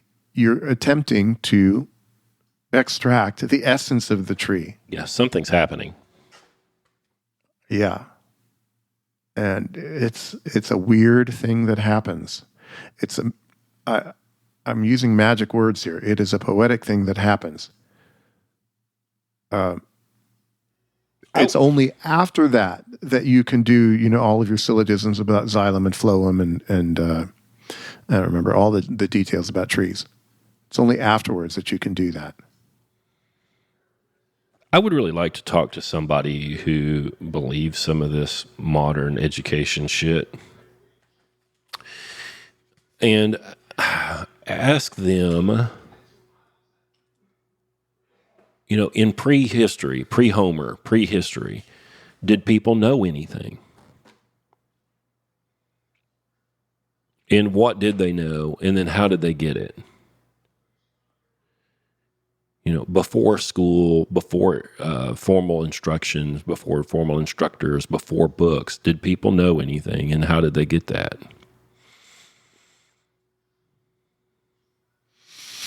It would have all been poetic, wouldn't it? I would think so, yes. But you see, the the progressive ideal was only very vaguely in evidence then. So, how can we measure their education? I think there's probably a significant number of people that would say, yeah, they didn't know anything. Nothing. I was listening to some young folks at your house the other day. It's kind of fun, entertaining. And they were marveling at, I forget what even food you had. You had hot dogs and but they were marveling that people had figured out that you could eat these things. I didn't hear that. Like, who figured out that you could eat a collard green? Who thought to put it in his mouth? It's that's a kind of knowledge that requires. I can tell you why. So there, I walk out in my field and I look down and something looks good to me. I have some volunteers. I don't know what they are, but they sure taste good. I think they might be charred from last year. But it looked tasty, and I grabbed it, and I ate it, and it was. There you go. This is con-naturality. Okay? That you are a creature of this world. The world is ordered towards you. Your mind is ordered towards the world. It's not such a stretch that people figure out they can eat mustard. Yep. It's yeah, so the world's made for you. Mm-hmm. You should go look at it. That's a big claim. Yeah, I know. Well, you're adapted to the world through random blind processes. Right. Either case, you end up in the same spot. I want to read another quote. So connatural knowledge is simply an intuitive way refined by habit and of knowing immaterial reality and transcendental truth. Joseph Pieper, they quote on page 75. He quotes, "Ratio is the power of discursive logical thought, of searching and of examination, of abstraction, of definition, and drawing conclusions. Intellectus, on the other hand, is the name for the understanding, insofar it is the capacity of simple intuitives, of that simple vision to which truth offers itself like a landscape to the eye." So if you look at those two things, intellect and ratio, reason, which comes first? It's got to be the intellect, yes? Yeah.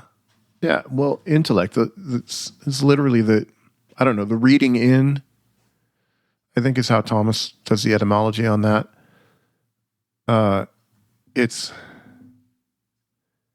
You have to do that first, or you're just a reasoning monkey playing with syllogisms you don't understand. So you have to go, and even Aristotle describes it this way. Posterior Analytics 219, you could look it up, dear listener. How do you get these universals?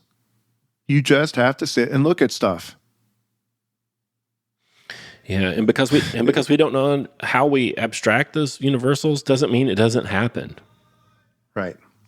Even Aristotle punts on that. He says it's like, he has this analogy. It's like an army turns tail and runs. It's a rout, and then somebody turns around. It was D-Day, 2 days ago. So this happened on Omaha Beach. It was a rout until somebody turned around and decided, I might as well die facing that way. And then a few other people turn around, and at some point they become a formation. and it ceases to be a route and it becomes a formation. In a similar way, Aristotle says the soul is so constituted that this happens in the soul, that particular impressions become the formation. They become the universal. He doesn't tell you how, because who knows how. I think it's Platonic recollection. But at some point, you look at that tree enough, and the universal almost forms itself in the mind. Yeah, but how are you going to get that if you don't go look at stuff? If you don't go look at it. Bottom of 64, Karl. He talks about these people with a rectitude of will. He says, they have become, through habit, through familiarity, not rational discourse, connatural with the circumstances that tend to turn out a certain way over and over again. About such people, such as a Julius Caesar or a skilled but illiterate craftsman, one notices not simply an alert mind, but an overall alertness of keen senses. And this is precisely what the poets are always saying. Look at this, look at that. It is the habit of noticing that is happening here and now, and reflecting with the natural powers upon that experience that cultivates the connatural degree of knowledge. Yep. Yeah, you gotta go do stuff. That's the thing. Man, Charity's granddad, I'm going to rat him out because he's not going to listen to this. He doesn't even know what this is. He's like, what are you doing in there? And I said, well, we record kind of a radio show and then it's available for people to listen to on the internet. And he just heard wah, wah, wah. He has no idea. He's 88. It's fine. Yeah. He was playing solitaire and I was watching him. And he had a red 6 on the deck, on the table, and then he had another red 6 that had like 2 or 3 cards face down under it. So if you played solitaire, and he could play either of these on a black 7. So he could pick that one up off of the table, and he would make an opening that he could then play a king in later, or he could take that 6 off of the 2 cards that were down, and then he could flip one of those up and get a new card into play. And I said to him, I asked him, I said, which is the better 6 to play? Is making this new slot for a king more valuable than putting a new card into play? He said, oh, I don't know. I just play. I wrote that down in my book. I know that about him now. I can never not know that. That he's a non-reflective solitaire player? Yeah. Yeah, he didn't have this keen, this keenness of sense that, in this curiosity that he's talking about, in this book. Very interesting to me. I was outraged, actually. Did you get in an argument? No, he couldn't care less. He couldn't argue. I couldn't argue with him about it because he's just like, I'm playing cards. What are you talking about? Leave me alone. I'm playing cards. What's up? Yeah. So we finally get to the bad guy. That's what we were just talking about. In chapter 4. Dewey. Well, Descartes. The 2 Ds. Descartes. I took my notes with the voice dictation, and Descartes is variously spelled Descartes, Descartes, the cart, dog cart. Yeah, it didn't do well with his name. Good. So I don't know if it's entirely fair to Descartes here, but he's made out to be the bad guy because he's trying to come up with a pure method, the gap between mind and body, that you could sit in your hut somewhere and you think your way to complete knowledge of things that are known clearly and distinctly. I think this is a long topic. I think Descartes is not quite as bad as he's made out to be. I don't think he is either, but so Descartes. I may be wrong about this. I may be going Bacon here. I conflate the two because they have some of the same ideas. In his Bacon's New Organon, and then Descartes' Discourse on Method. It's been a while since I read them, and I read them kind of at the same time. But one of the main problems that Descartes' a mathematician, and he gets irritated with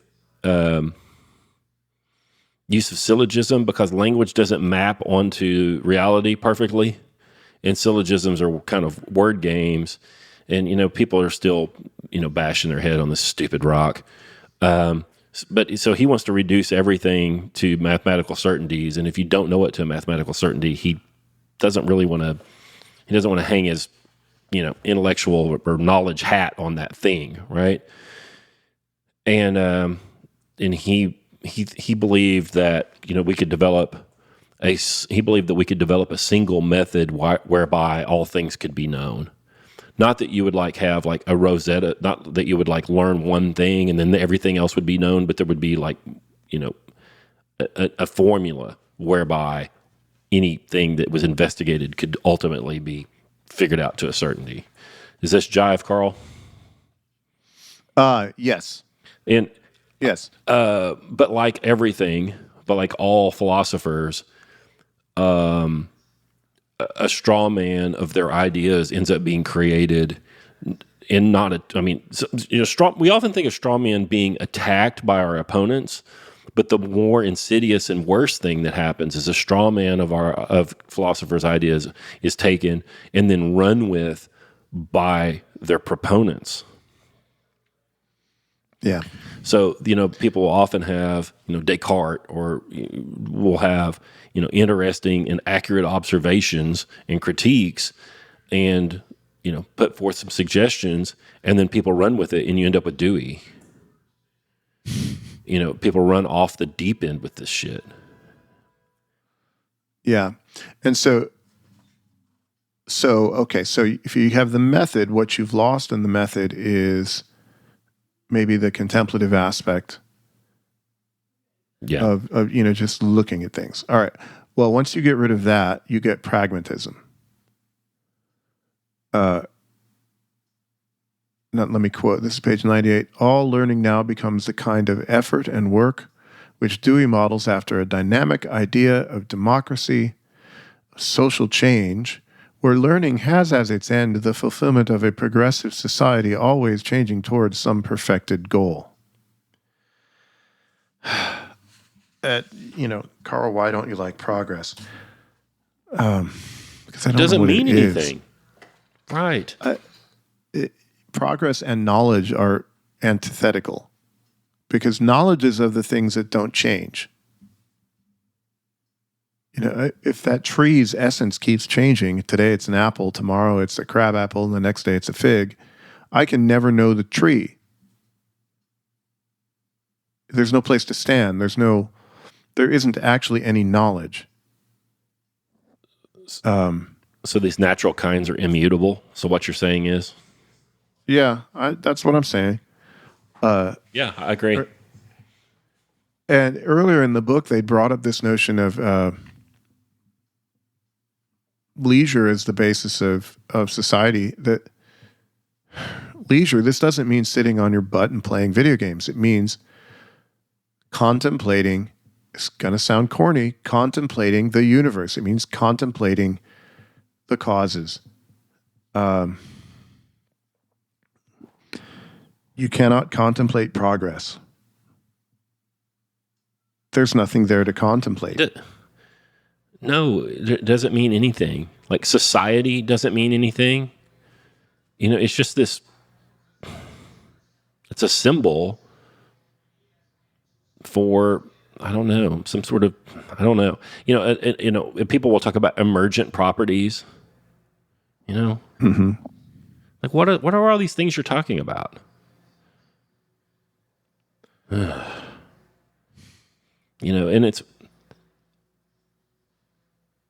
I don't know, an honest reading of Socrates for a year or so will just disabuse the honest person of all that stuff. None of it's real. So on page 100. How about this? I want to go 98. Okay, go to 98. Dewey says, all learning is experimental and subject to the environment, according to Dewey. Okay. You fall out of a tree. Okay, fine. This is a position that is, of course, partly true, but neglects the innate powers of the knower to know prior to experience and experiment, and regardless of the particular environment. This radical application of the scientific method to education reduces the knower to a mere problem solver, doubting all and testing everything until the problem is solved, which for Dewey constitutes the complete act of thought. Yeah.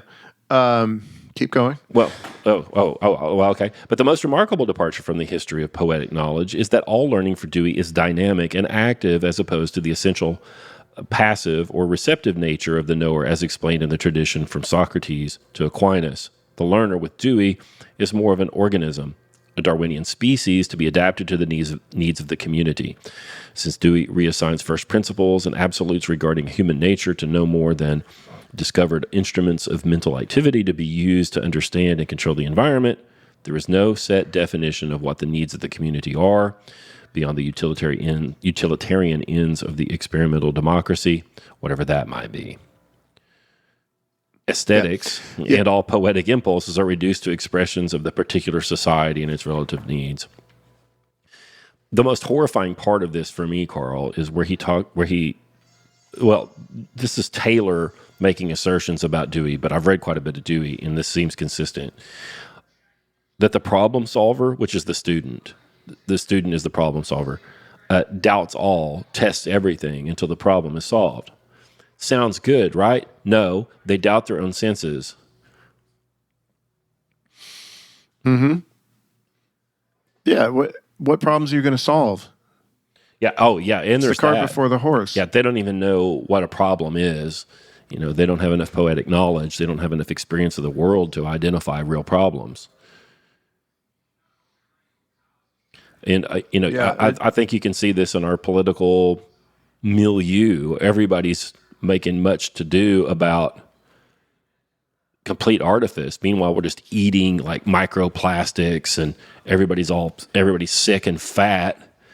And we're worried about almost everything that's not that. But we're chasing after progress, whatever it is. Right. And you never know what it is.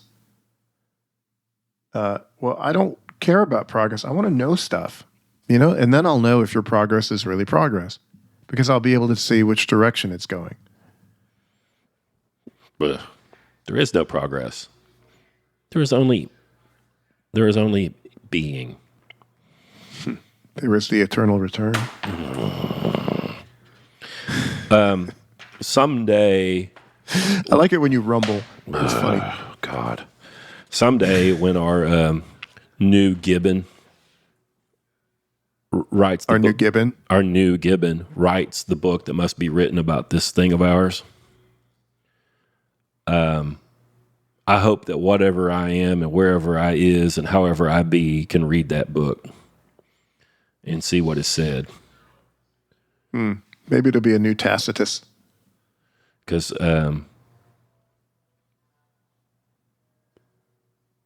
I was talking to my dad the other day, and he said, my internet service is terrible. And I said, yeah, I know.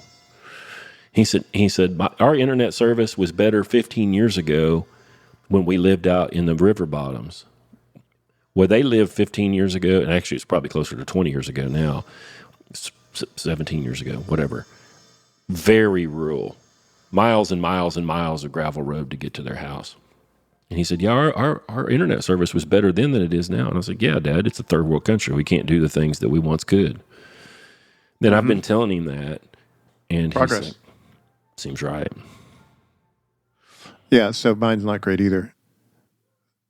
Yeah, so this is a big thing. We always talk about the progress. Progress is an enemy, not necessarily because it's progress, but because it's undefined, and it's generally a mask for the will to power of whoever's the tastemakers in your society that determine what progress is. It's not, I mean, nowadays, nobody's even pretending it's healthy. It's just progressivism for its own sake. That's frustrating. Oh, God. Dewey. I mean, isn't our new Gibbon going to show him to be the villain that he is? Yeah, I hope so. You know, his influence on American education, like, I think that, look, nobody's happy with what we've got here. Left, right, nobody's happy with it. Whatever it is that you're not happy about, I'm pretty sure we can draw a fairly short and pretty straight line right to Dewey. You know, if people aren't educated properly or educated at all, just everything after that is just a shit wreck. Yeah, I think that's, I mean, you could go read Gatto on this. It's a very tempting idea. My God. Sure, but Gatto's easier. It's a very tempting thing because what it does is it makes you, the education professional, the savior. Mm-hmm. Progressivism it's a continual heaven to which you, dear teacher, can be the agent. You know, you're the one leading people to it. Oh, so it makes you feel great. The children are our future, Karl. I don't even know what the future is. I would prefer the children learn stuff. Right. Yeah. You know, learn eternal realities. And then they can make the future however they want to. I'll be gone. It'll be fine. Contra this, our good friend R.W.E. Emerson on page 117 says, a man should have a farm or mechanical craft for his welfare. We must have a basis for our higher accomplishment, our delicate entertainments of poetry and philosophy in the works of our hands. Yeah, that would help. Boy, it changes the way you think about things. My little pitiful efforts at growing stuff,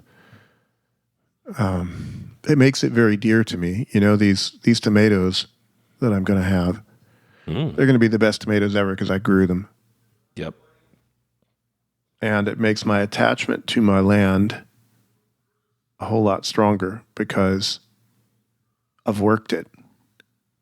I'm attempting to get some sort of sustenance out of it. You know, not enough. I won't be self-sufficient. We're just starting.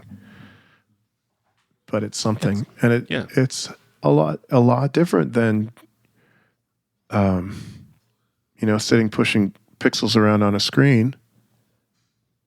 You have to trust me. It's better. It's harder. It's not more fun. I don't think that's true, but I think it's better. I think it's great fun.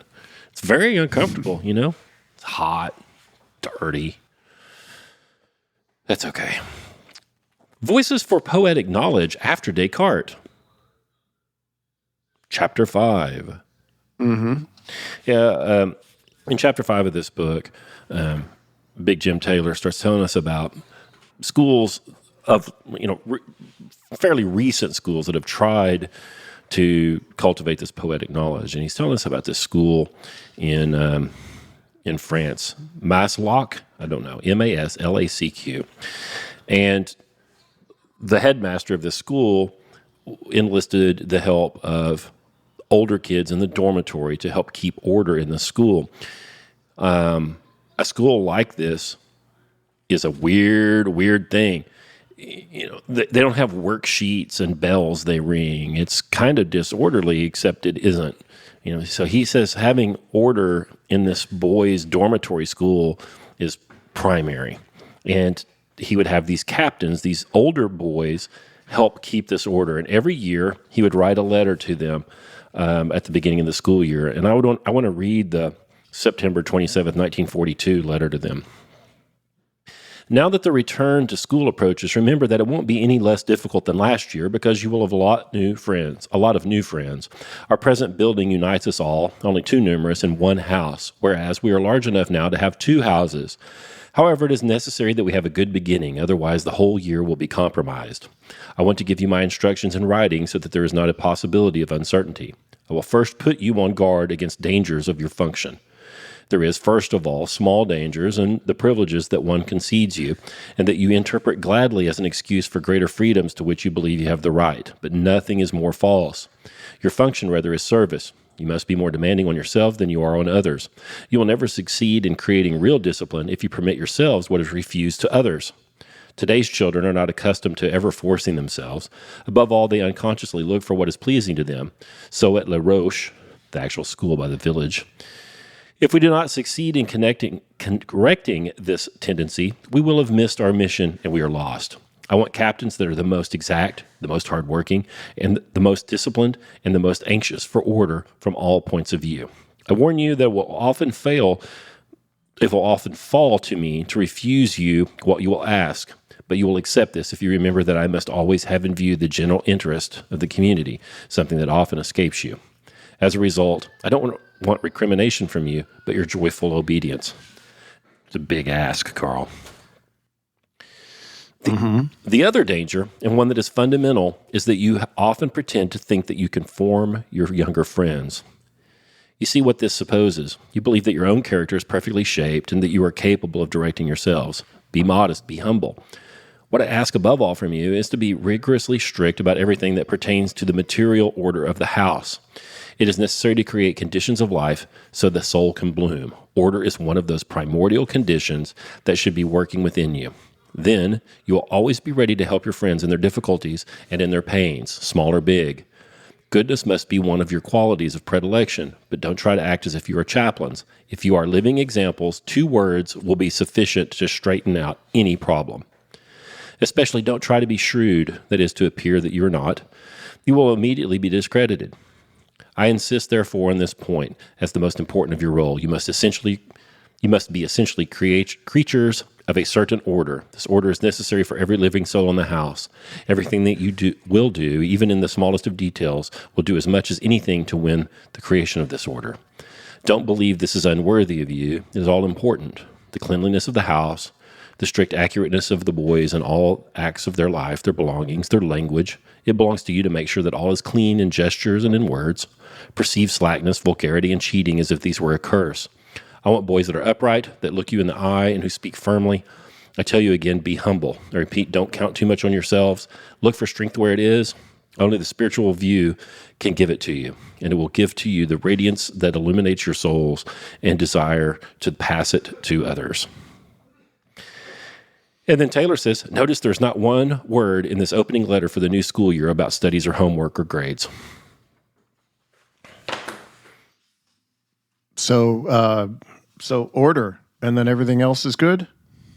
Well, maybe not, but it does create conditions in which the soul may bloom.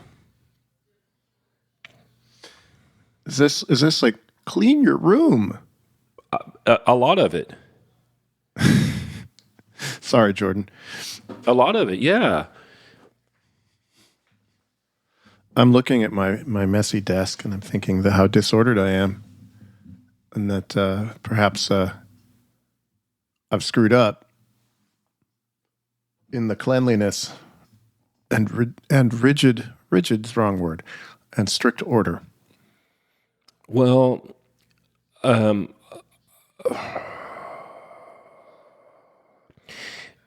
the community setting that he's talking about, orderliness is going to be crucial for a lot of reasons. One, he says it's going to create a condition in which the soul may bloom. And that might be because if the order is maintained, the conflicts in between people there would be minimal. Managing those conflicts is a big deal.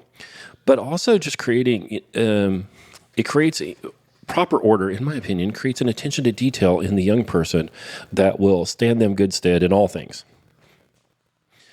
My kids are not good students, and no, that's not true. Evan is. Evan's been a good student. I don't even know what her grade point average is. See,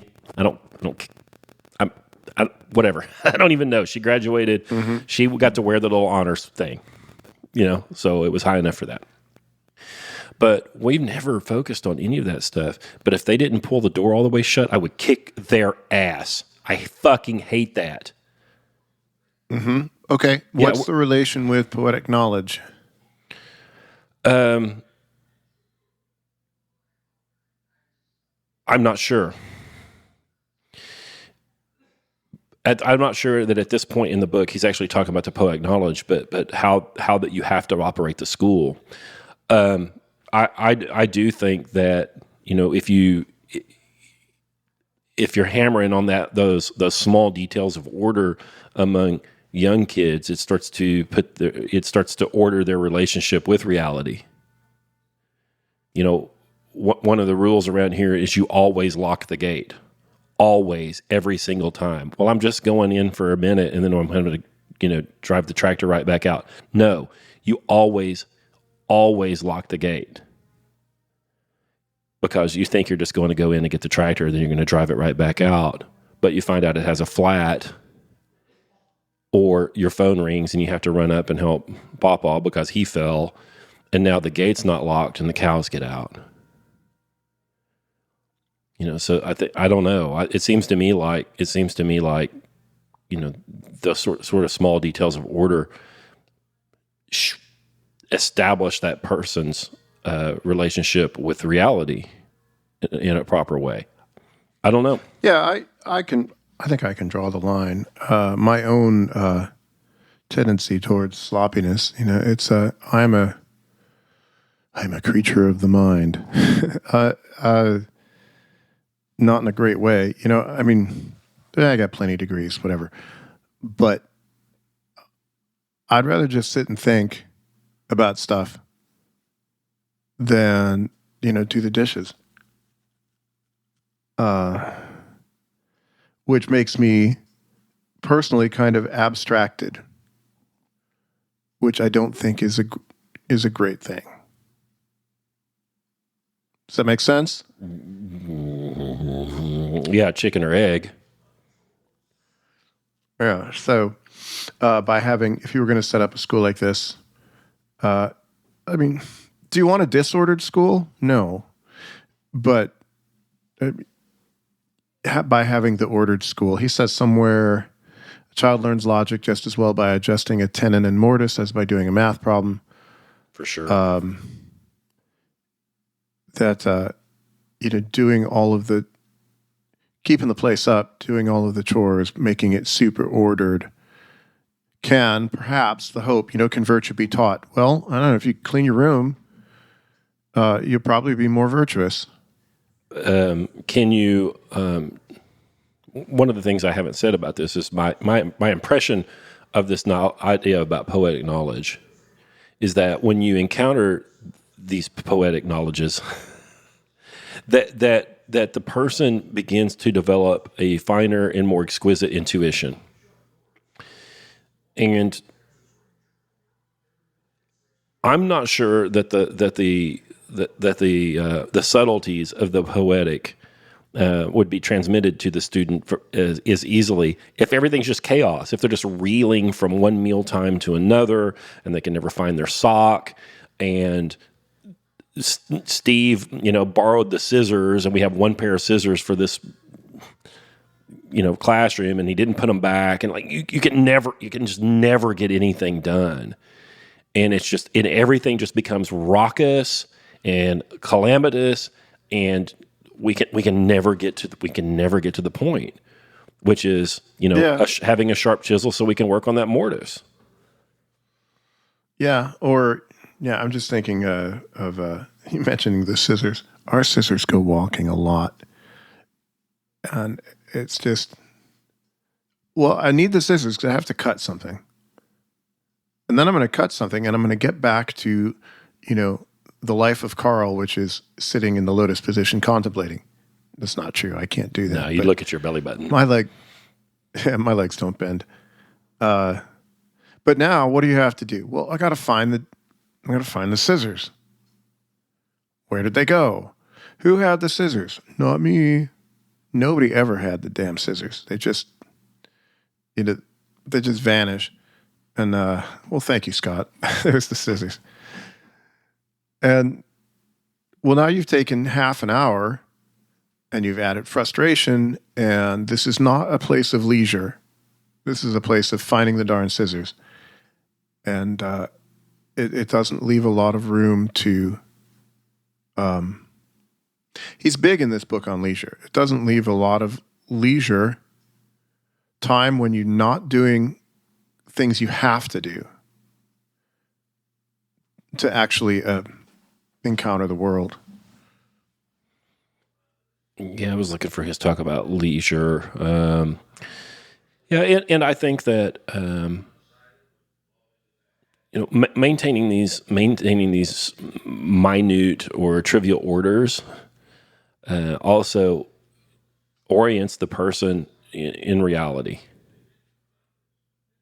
The person that puts the tools back, the person who mops the floor when they get out of the shower and makes a mess. Well, not that person, but the people that live in that world don't feel as whipped around by fate. Well, aren't you lucky? The scissors were where they were supposed to be. Everybody's got a fair shake when things are orderly. Things don't seem as things don't seem to be as random or about fate. Things are where they're supposed to be. And part of the education thing, he doesn't talk about this, is about creating an orderly mind too. Like, how can you rationate if your mind is a EDM rave? Is that what the kids call it? Yeah, I don't know what the kids do about anything. It's all cringe. That's an awesome callback.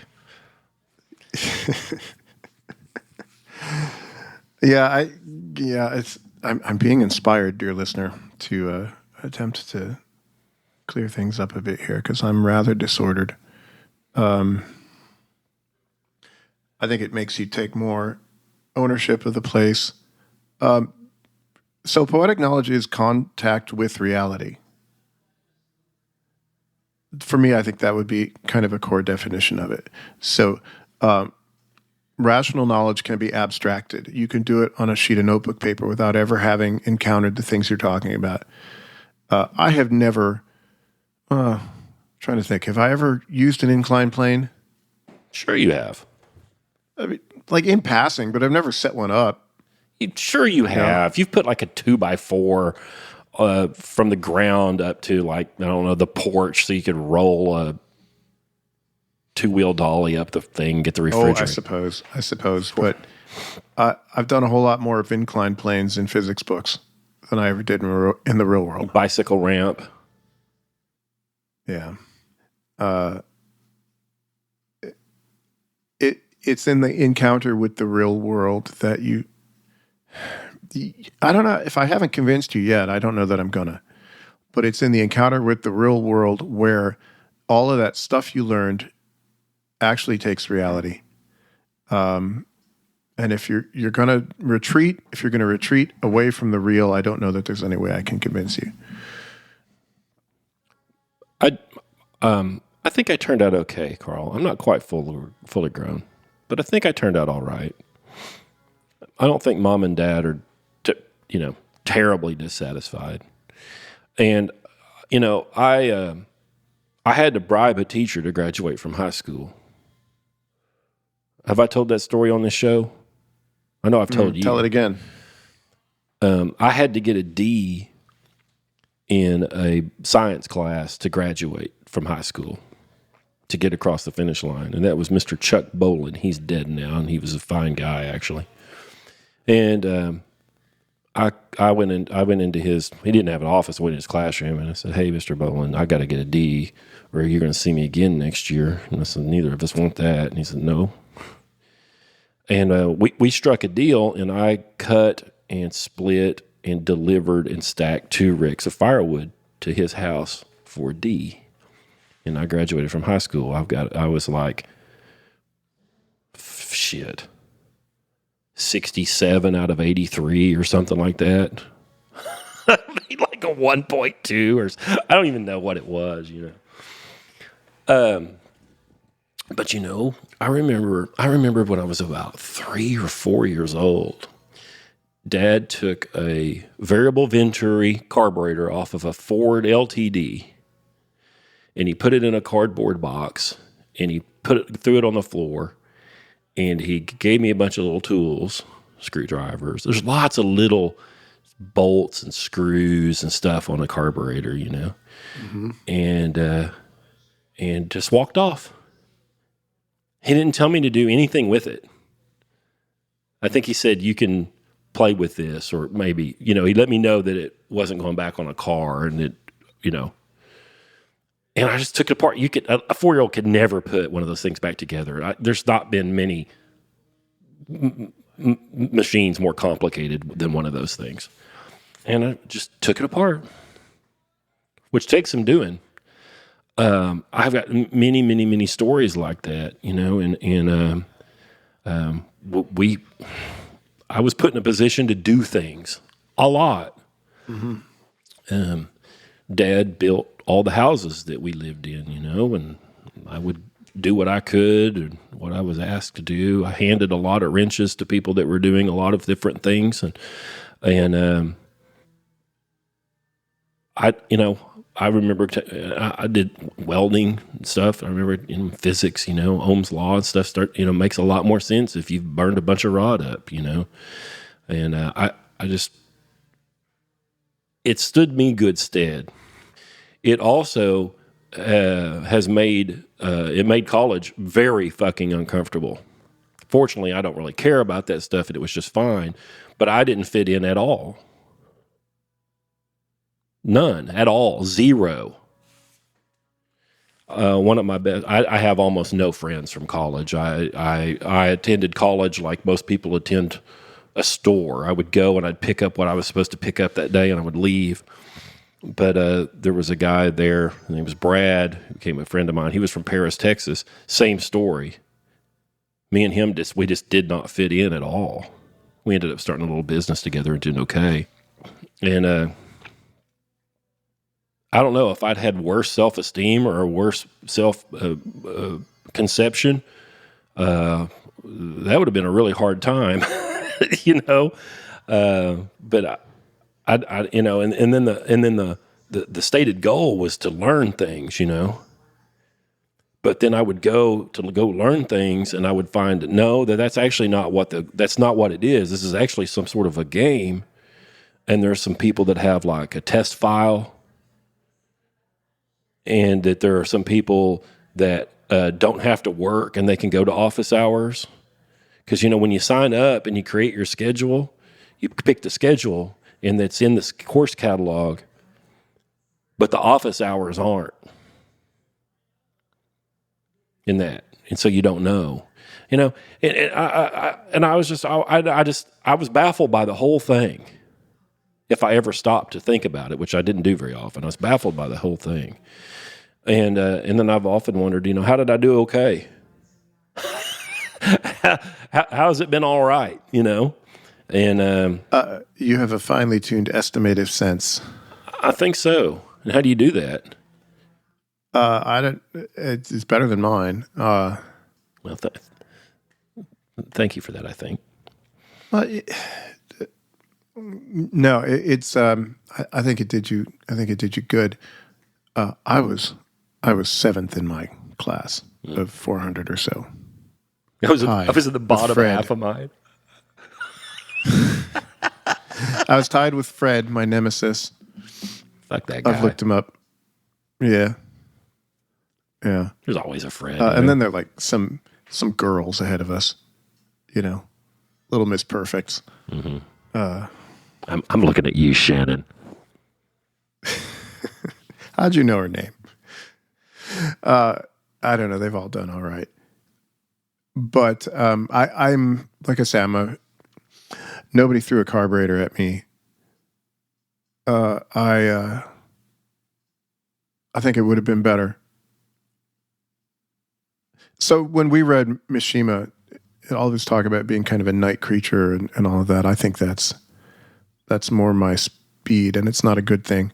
You can be too abstracted.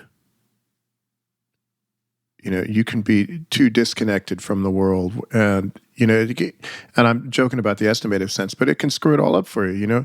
Your estimative sense it's like your disgust. There was that one of the last Disney movies that was actually any good was In and Out, and it was personifications of all the things in this girl's head, and like anger and such. And one of the characters is disgust. She just got her lip curled up the whole time. Was it me? Like, ew. Oh. Well, you need to have that. You need to have a good sense of revulsion at things that are bad for you. On page 131. Yes. A fellow named Shields, Thomas Shields, wrote in his autobiography, The Making and Unmaking of a Dullard. He said that his inability as a schoolboy to grasp the simplest lessons of arithmetic was eventually lifted and illuminated by the natural surroundings of his life on a Minnesota farm. So he says over there, it's on 131, he said, we used to raise several thousand bushels of grain on our farm. When I was a boy of 9 or 10, it was my task to hold sacks. That is, I held the bag while my father emptied into it 3 half bushels of grain. Each time the measure was emptied, I lifted the bag so as to pack down the grain. In this way, I learned through the sense of sight and through muscle sense the size and weight of a half bushel, a bushel, and a bushel and a half of grain. This experience was repeated over and over again, thousands of times each year. I was also in the habit of counting the sacks as we stood them up against each other until I became able to recognize with a fair degree of accuracy when there were in a pile 20 sacks, the number that made a load.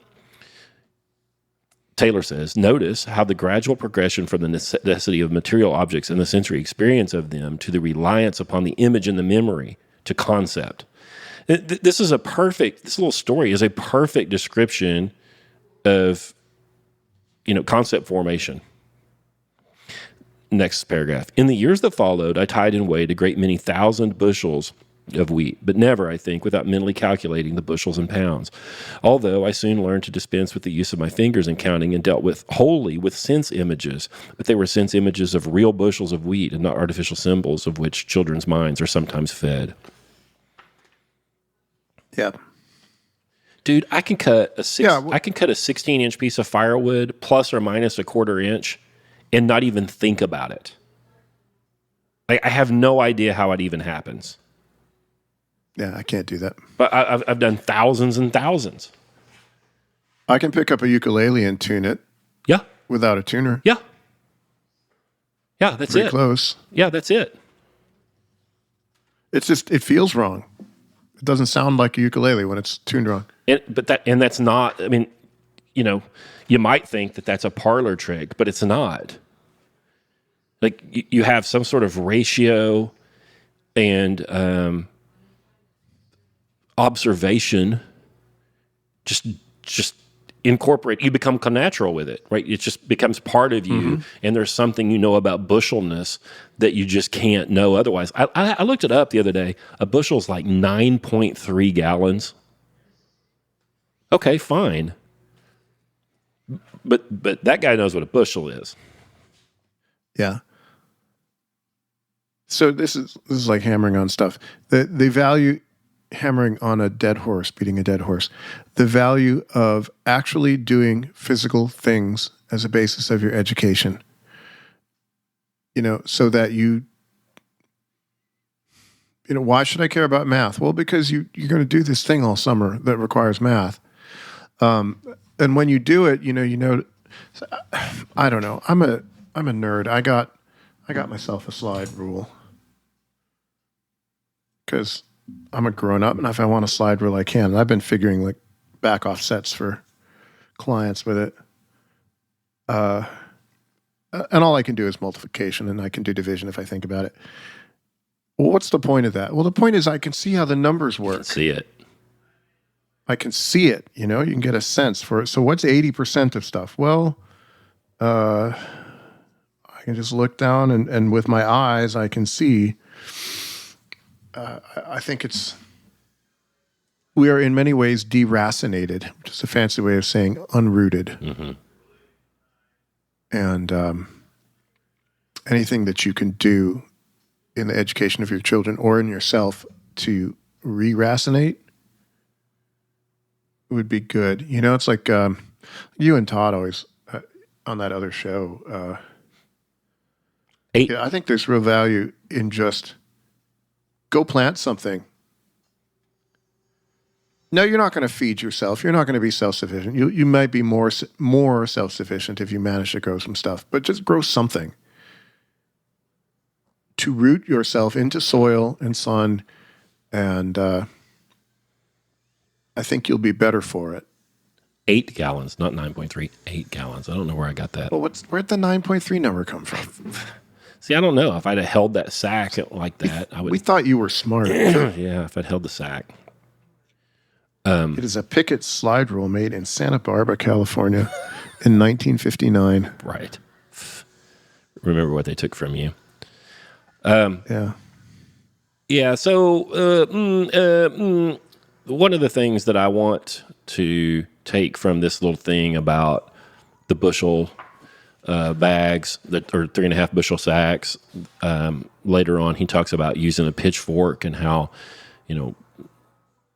one way or another, when you use a pitchfork, you've got all 3 classes of levers in use, and you develop an intuition for leverage when you use a pitchfork. He just gives these practical examples of all this. There is a popular notion in the United States that if you somehow get dirty when you work, that you're stupid, that you fucked up somewhere and you're dumb. And that makes me very angry, and that just ain't so. People that end up getting dirty or have the possibility of getting hurt when they work, they know things that other people can't know. And it's not that they're better, but if you never are in that position, you can never know those things.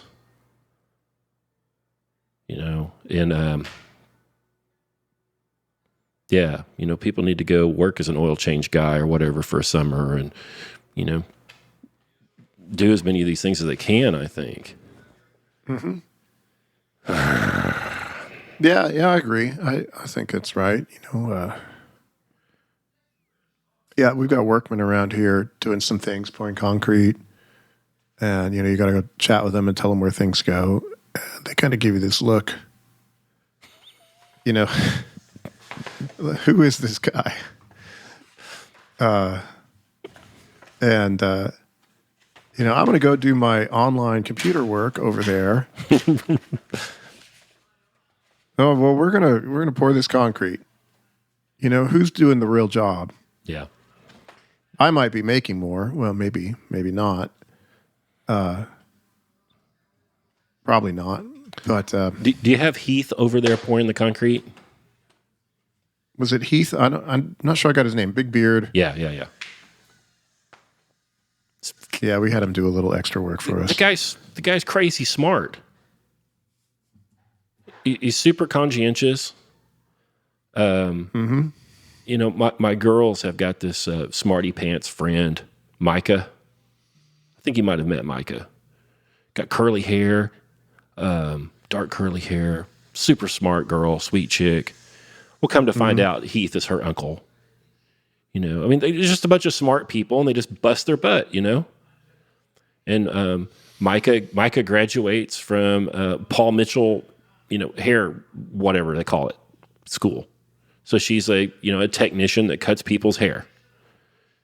Mm-hmm. And she's just crazy smart and has no debt and just making money and can do whatever the heck she wants to do, And, then King of the Hill has Luann go to beauty college, and they kind of make fun of it. Heath finishes concrete. Yeah. Well, Luann wasn't smart. No, Luann wasn't, but, Luann was also self-employed and had made enough money for Lucky to put new tires on his truck. Oh, yeah? I didn't follow the story that long. Yeah. Yeah. I think that would be a fun publicity picture for Online Great Books. Is if we posed like they did at the beginning of King of the Hill. Oh yeah. Would I be the guy with the hat and the sunglasses? Guns don't kill people. The government kills people. I don't know. Oh my gosh, I just forgot it. Dale Gribble. Rusty Shackelford. That's the last good television there was, I think. Propane and propane accessories. Yeah, there's something to be learned from the stuff from the stuff out there. And so if you have so what do you do if you have a job where you're not out there? It's a nice step to come join us. I'm glad you're there. An ancillary step. We might be more of the problem, man. I don't think we're more of the problem. I don't think so either. It's possible. Because if you look around at the sub-channels, the people that do stuff like the crafting channels, the knitting channel, the homestead channel, our members are inspiring each other to do some real stuff. Heck, even knitting. Knitting is a mystery to me. No, not. I don't know how you take. Yeah, you're like even knitting, like maybe knitting especially, where you take like lines and make floppy lines and make 3D objects out of them. It's ridiculous. I don't know how it happens. No, it's terrible. It has all the aspects of like carpentry and joinery, but then you like create the material. It's a nightmare. And there's some folks in there that really are great with it. Yeah. So join us.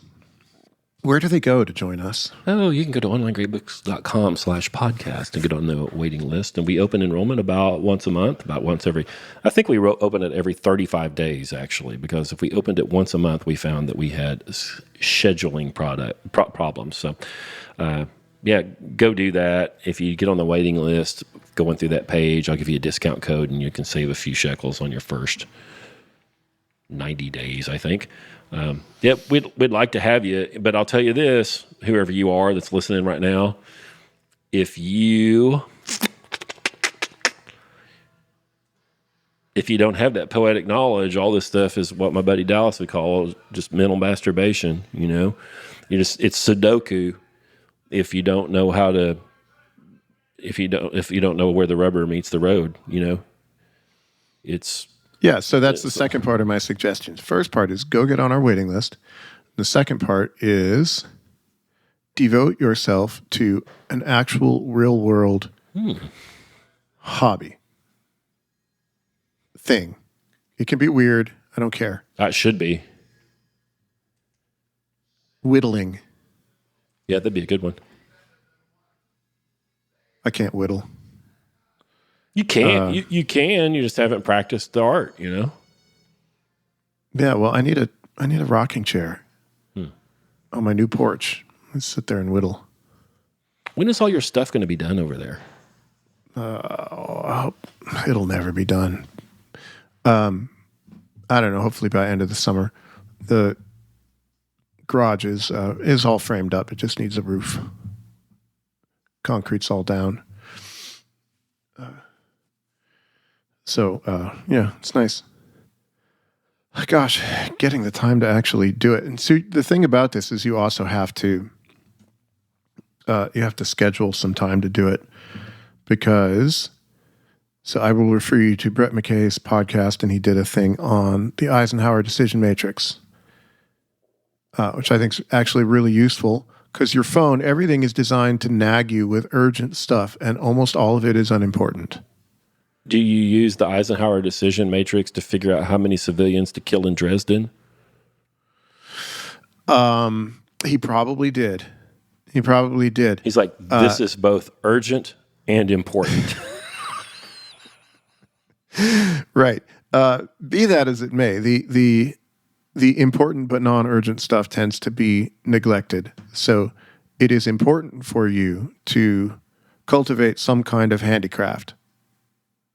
It is not urgent for you to do it. It doesn't ping your phone. So you have to put some time in your schedule and say, well, Saturday mornings from 7 in the morning till 10, I'm going out to the shop and I'm going to build something. Oh, man. Do you remember on television, it would normally be on Sunday afternoons, there would be these, I think they were 30-minute long, they may have been hour-long infomercial shows about the Shopsmith Mark V. I don't recall the Shopsmith Mark V. Well, the Shopsmith was a product. It was a all-in-one woodworking tool. I want one. Oh, dude. I mean, they're all-in-one machines, so it's a combination machine. So they're a compromise, there's a table saw, a drill press, a lathe. I can't remember what all the things would do. So, they don't do any of them perfectly. It's they're a compromise. Yeah, looky here. You can have one on, look at there, $800 on eBay. Wait, gotta maximize your screen. Wow. Yeah. So, listen to that. Lathe, router, table, disc sander, table saw. There's a scroll saw. Oh man, this is the whole deluxe thing. They sold millions and millions of these things, and they would have a television show that the Shopsmith people, whoever the heck that was, probably Sears, I have no idea, would run this show, and of course they're trying to sell these, but they're also showing you how to make an end table with this, or whatever, and you could put this thing in your garage, and it would fold up against the wall, and then on Saturday morning, you could take your cup of coffee out there, and get the scroll saw out, and I don't know, make a checkerboard or whatever, and man, top notch. Top notch. It might be the worst end table in the world, but you did it. Well, your second one will be better. Yeah, and you'll appreciate end tables more. Do we want to talk about poetic knowledge in the integrated humanities program? We can touch upon it. We already did a bunch of this stuff with the other book. Yeah. The last chapter of the book, chapter 6, is about the program. Actually, it's not the last chapter, but chapter 6, it's about the integrated humanities program at the University of Kansas. This is a little better exposition of what they did there and how they did it than was in the John Senior or in the Father Bethel book, I think. What a weird thing. Kids would sign up for this thing. It was for freshmen and sophomores.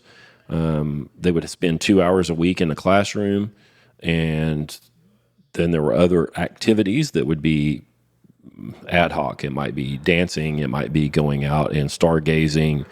Who knows? And it was all focused on installing some sort of sense of poetic knowledge. Senior in his book, The Restoration of Christian Culture, writes about you can't teach the great books because people haven't read the good books.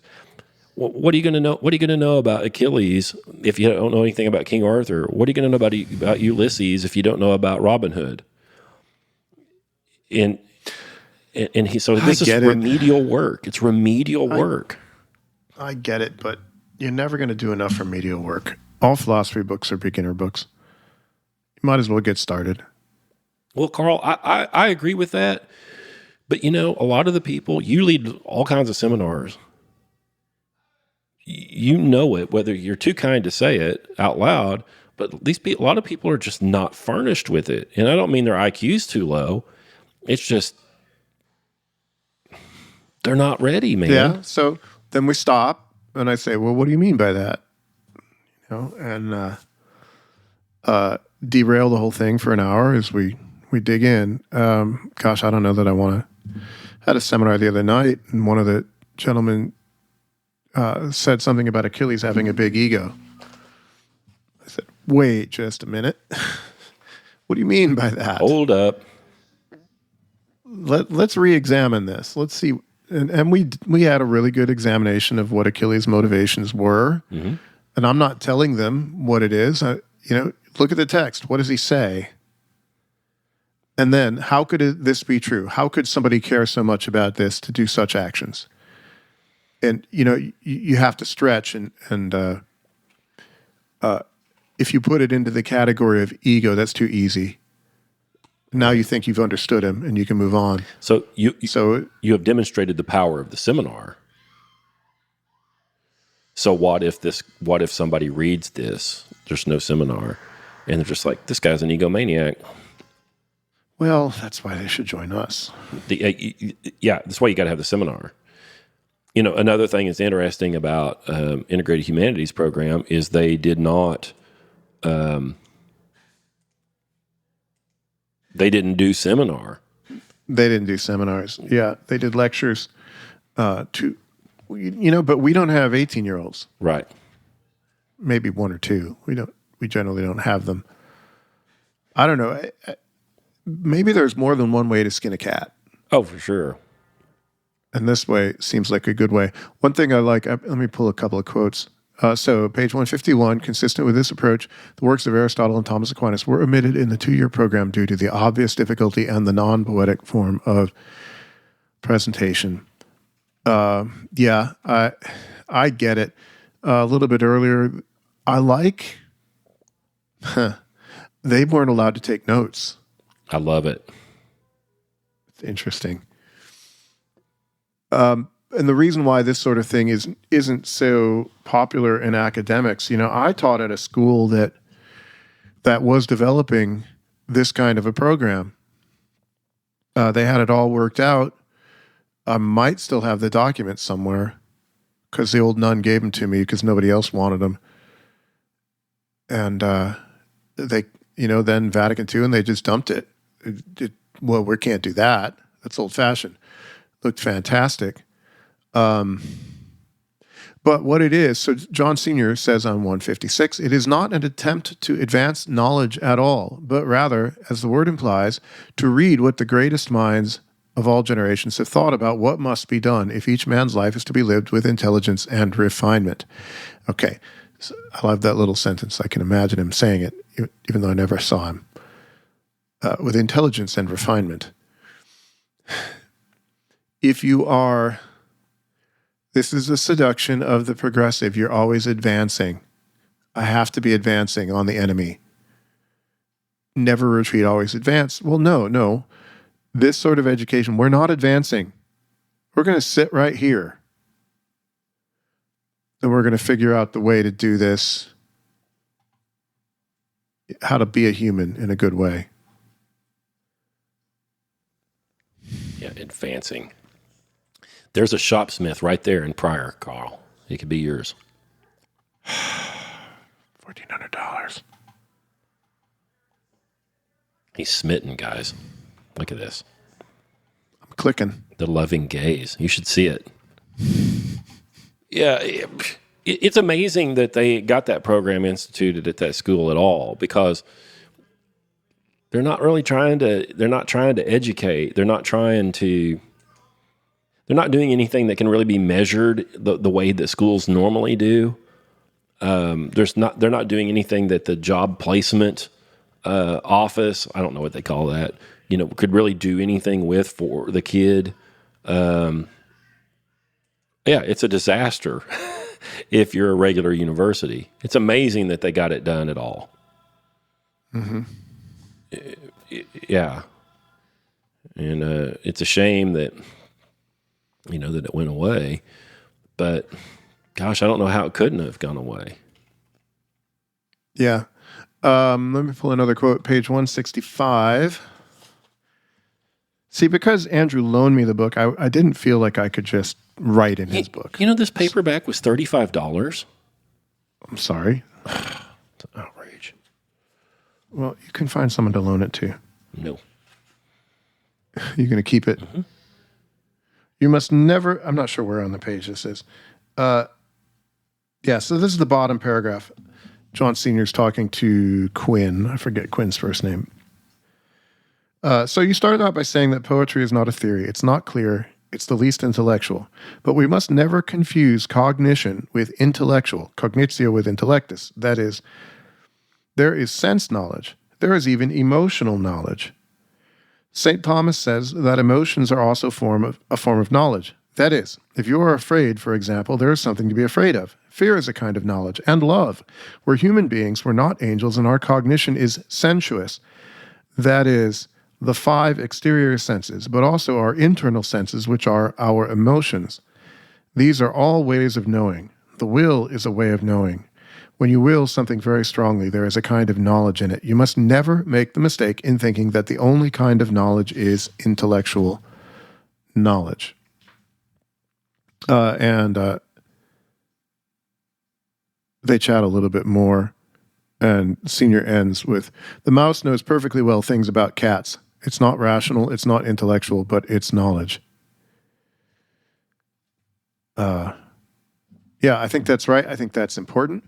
My note on this and my reaction when I read this the first time, if you really think about it, because the intellect deals with the universal, it never actually gets you to the individual. Even for your wife, you do not know your wife in her individuality through conception. But you can go grab her, and you can love her. You can do things that's where you encounter the individual, but not through your mind. Encountering the individual. We have been married 26 years, Karl. I will be 23 in 2 days on Chicken Butcher Day. Oh. Happy anniversary. Will the missus be joining us for that? Well, I don't know. Do you need me? Karl, I always need you. You complete me. Knowing the individual. We'll kick off at 8. I mean, we've got plenty of help, but come on. Knowing the individual, we have taken Charity's granddad, Haskell, in. I don't know if that was the case last time we recorded, but we have. So he's in the room behind me, and he's listening to Rawhide at top volume, and you may be able to hear it in the background.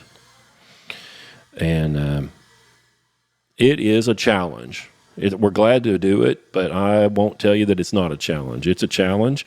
It's a draw on our time and our energies and whatever. It's stressful.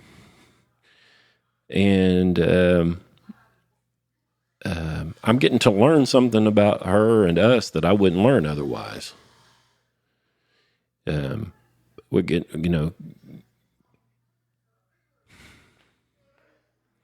we've had some disagreements and there's been some friction between us because of this new thing that has been introduced into our lives. But we're okay. It's been all right, and we've gone through with it. But boy, it's been educational in a lot of ways. And for me to get to know these things about her, we had to go do these uncomfortable, frankly, miserable at times things together. People just get divorced too fucking quick. Too long, don't read. They get divorced too fast. These inconvenient or unpleasant or bad things, quote unquote, bad things happen, and you'll probably be all right. And then you learn something about the other one, and then yeah, and it's better as a result. As bad as it all is, I've got a friend who got married when he was 39 years old. He's 5 days younger than me, and I had already been married when he got married. I had already been married 17 years, something like that. And he had never been married before. And we were talking about marriage down at Nelson's, And I got this impression from him that he thought he was going to be okay because he was getting married because he was older. And I said, hey, listen, marriages have their own age. And you might be the same age I am, and she might be the same age Charity is, but your marriage is a stupid baby. You can't have a 20-year-old marriage without doing 20 years of marriage. Just because you're older, maybe you're a little less impulsive than you were when you were 17, but you've got to do the thing for all of those years. The marriage takes a long time to be what it's supposed to be. The marriage is its own thing, that's maybe more or less than the sum of you and her, but it's its own thing, and you've got to do it for a long time. It's like you might be more mature than I was when I got married, but you're really not going to know anything about sex until you've boned her for the 2900th time and you're tired of it. And then you can learn something about sex. Once the novelty wears off, until you get past the novelty, you can't get to the nuts and the bolts. Once you get past the initial excitement and the initial novelty, that is subsuming. You can't get to the intimacy until you get, frankly, in the rut. But nobody wants to hear that. Right. And to bring it back to the book, it's the same with every damn thing. So I can't just live without roots and helicopter into a situation and, the theory will be good enough, right? You can. It's a good stepping off point, maybe. Yeah, but every darn thing is like that. Back to Uncle Henry. He came over here the other day. He'll just drive up, he just gets out of the truck, and I'm knee deep in something, And I had broken a U-joint on my, the PTO on the drive line for my brush hog on my tractor. And, God, I was having so much trouble driving that U-joint out of the U-joint shackle on the thing. Well, he was a rear end and drivetrain guy in a international harvester shop, what later became over the road trucks. And I'm stronger than him. I'm younger than him. I got less arthritis than him. But he's just got so many reps. He just took it from me and did it, and he barely moved. He just barely moved. I knew how to do it, but he knew it. He knew all about it. It's ridiculous. I used to play racquetball, and there was this fat old professor that would come in there, and every now and then I would play racquetball against him, and he would just destroy me, and I never saw him move. Nope. He was just always where the ball was. And I was huffing and puffing, and I would bang into the wall and overrun, and he was just always where the ball was. He had a poetic knowledge of racquetball. Mm-hmm. He had a deep intuition into the ways of the racket. He did. He really did. Oh, yeah. That's another thing. I suppose we could close on this or get near to closing, but gosh, when you're a young feller and you go out and you try to do something and you think because you are young and you know everything, and then the guy that's 35 years older than you does it with no hassle, and it's a good experience. Yeah. Mechanics, carpenters, all these guys that do this physical stuff, and they get a bunch of reps in, and they hurt, their elbows hurt and all that. Man, they get real smart. The pain just drives them there. It's pretty interesting. I suspect that I will be a granddad in the next 10 years. I found out that I'm going to be a great uncle. I found this out about a week and a half, 2 weeks ago. Mm-hmm. My nephew Jimmy and his new wife Christina are going to be having a kid who I hope they name Scott. Even if it's a girl, I think it'd be awesome to have a little girl named Scotty around. Even that would be okay. But I read about John Senior, and I read this book, and I read a little Emile or a little Rousseau, and I just want to do it like just an evil experiment on a new kid, Mm-hmm. Yeah. You're going to put her in a Skinner box? A handbrake box with a carburetor and a laminated... Some pipe tobacco. Yeah, some pipe tobacco, a laminated printout of Butler's translation of the Meno. Yeah. Not telling you what to do, but here's some stuff. Yeah. Yeah, I think I'm gonna see if I can get oldest daughter to read Restoration of Christian Culture in this Poetic Knowledge book. I think she needs to read it because she's gonna, at some point she's gonna be in that business. Yeah, I'll see what I can do with Jimmy, nephew Jimmy. He's gonna be having my great whatever it is. Yeah. Well, congratulations. That'd be good. Yeah, I'm excited about that. Yeah, we had that wedding here. It was pretty cool, pretty weird. The last minute wedding. Yeah, the nephew called. Actually, he didn't call you on the way to your house. Actually, he didn't call. My sister-in-law called my wife. It was just cackling and laughing. Like, what's your deal? She's like, oh, Jimmy Ray's telling everybody he's getting married at your house Thursday. This was Tuesday night. I texted him, no answer. Texted Christina, the fiance, no answer. Texted them both with a cussing. Phone rang. He's like, yeah, you said we could get married at your house. This is millennial shit. I'm like, yeah, I offered you the chance to get married at our place. I offered it up as a venue. It didn't mean that you could do it at any time on any day. Like, I thought we would maybe sit down and look at our calendars and we'd say, yeah, man, that Saturday would be great. How many people? What do you need me to do, Jimmy? Anyway, we went ahead and did it. We had 36 hours notice and we had a wedding right there in the living room. It was raining outside.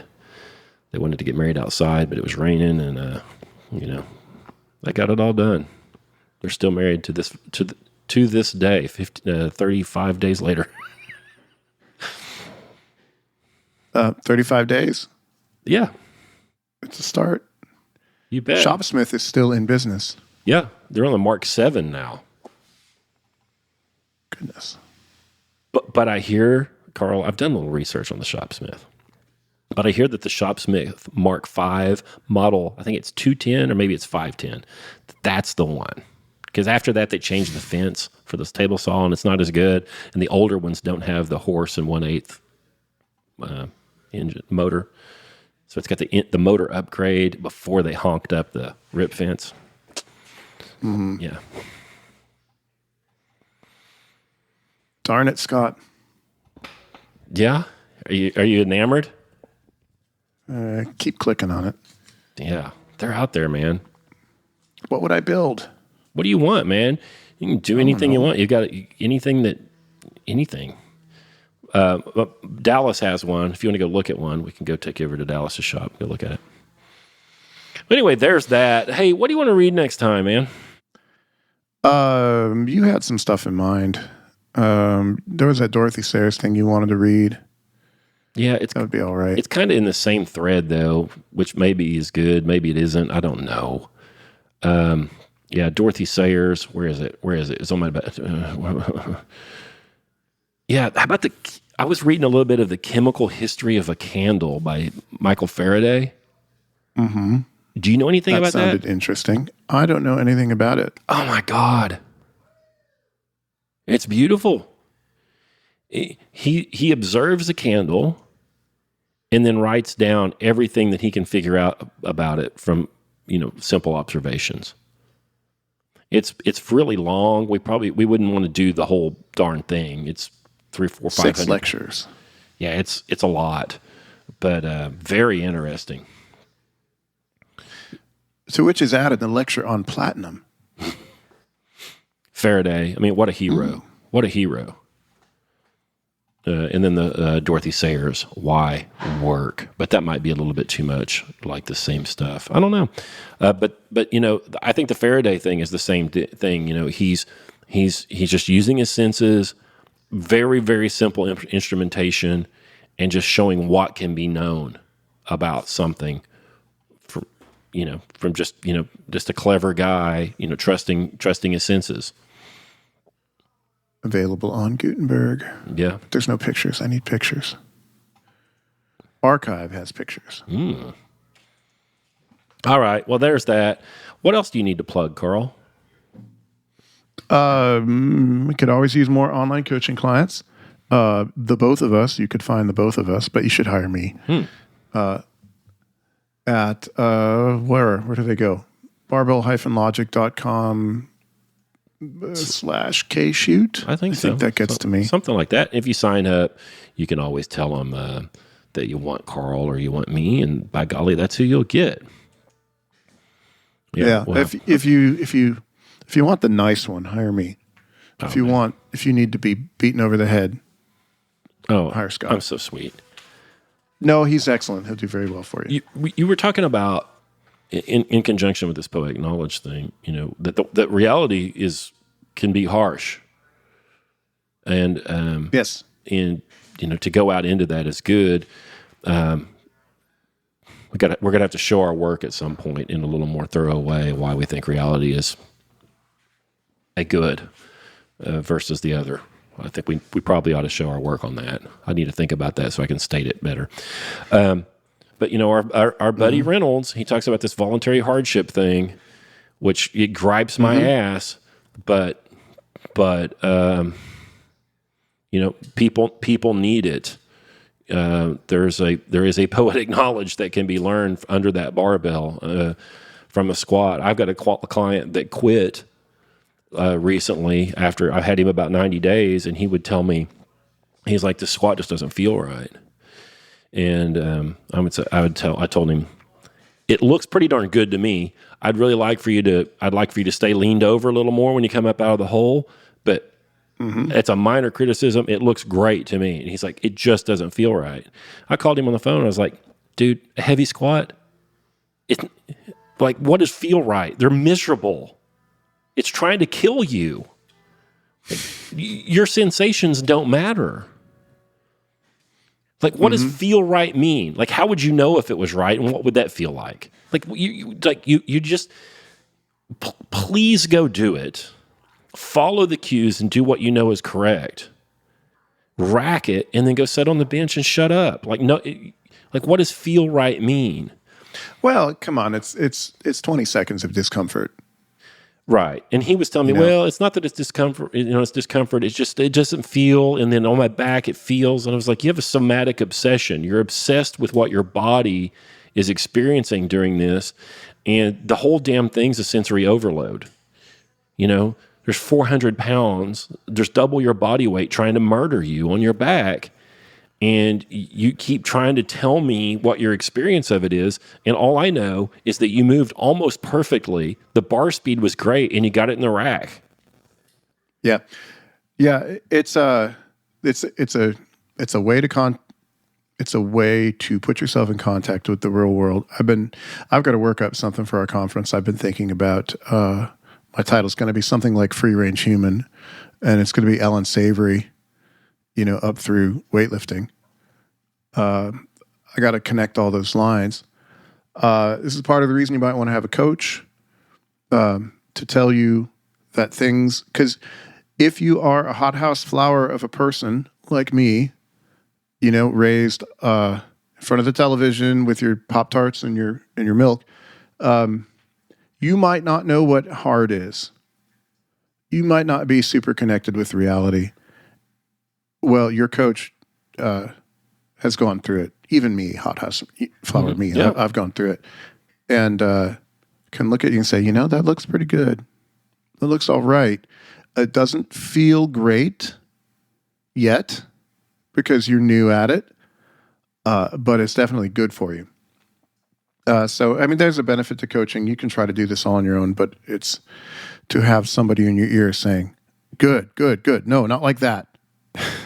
It's a benefit. So, if you are looking to get strong, and you probably should be, you could hire us. Yeah, and you probably ought to go squat. If you're looking for something to do that will, put you in contact with things. You want to learn something about leverage? I had to take a week off because I was feverish. it didn't do anything else to me. Just 4 days of fever and sleeping. And so it was 2 weeks between squat sessions, and it didn't feel right. It didn't feel right? Oh, no. What will we do? Well, I'll probably go back and squat again next week. Yeah, he's like, oh, it felt off. I'm like, feel this. You know, like, what does that even mean? And I was trying to. I started off kind, right? Like, tell me what you mean. And of course he really couldn't. And I said, you know, what I'm seeing looks great. I'm really concerned if you feel sharp or shooting pains, if you feel burning or tingling, if you feel numbness in an extremity. I'm really concerned about those sort of feelings. But anything else is probably just stress and fatigue. And I want you to be stressed and fatigued. So for me, that's a good thing. He's like, yeah, but it just doesn't feel right. I'm like, you know, if you came up out of the hole and just before the bar slowed down at that hard spot, you had an orgasm, would that feel right? Like, what are you even talking about? Of course, he couldn't tell me. Okay. So what poetic knowledge does for you, to pull it back to the book, is it gives you a way to answer questions like that intelligently. What does it mean to feel right? Because you've had a stock of proper feelings and imaginative content. You know, you've done good things your whole life. You have good habits. You know. So you get under the squat rack, under the bar, and you stand up, and it probably just feels like effort. But you've been well educated. You know that effort will not kill you. Well, it might eventually, but it only happened once. But that is just effort. You know, it's not bone cancer. It's doing hard things. Yeah, but exertion. You've done hard things.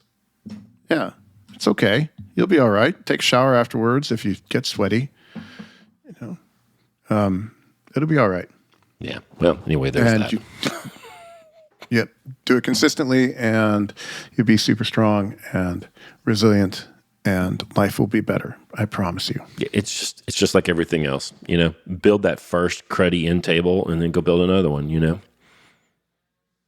Yep. Knock that first one apart and put it in the wood stove, and then make another one. You know, just keep going. It's fine. All right. There's that, guys. Thank you so much for listening. Go leave us a review. Go send it to somebody else, and you know, go read some of these good books, and maybe get a group together and get started on that at the house. It's one of those hard things, and you can't get the good out of it if you don't do it. You can't get the good out of it. Listen to us talk about it. You need to go do it. Talk to y'all later.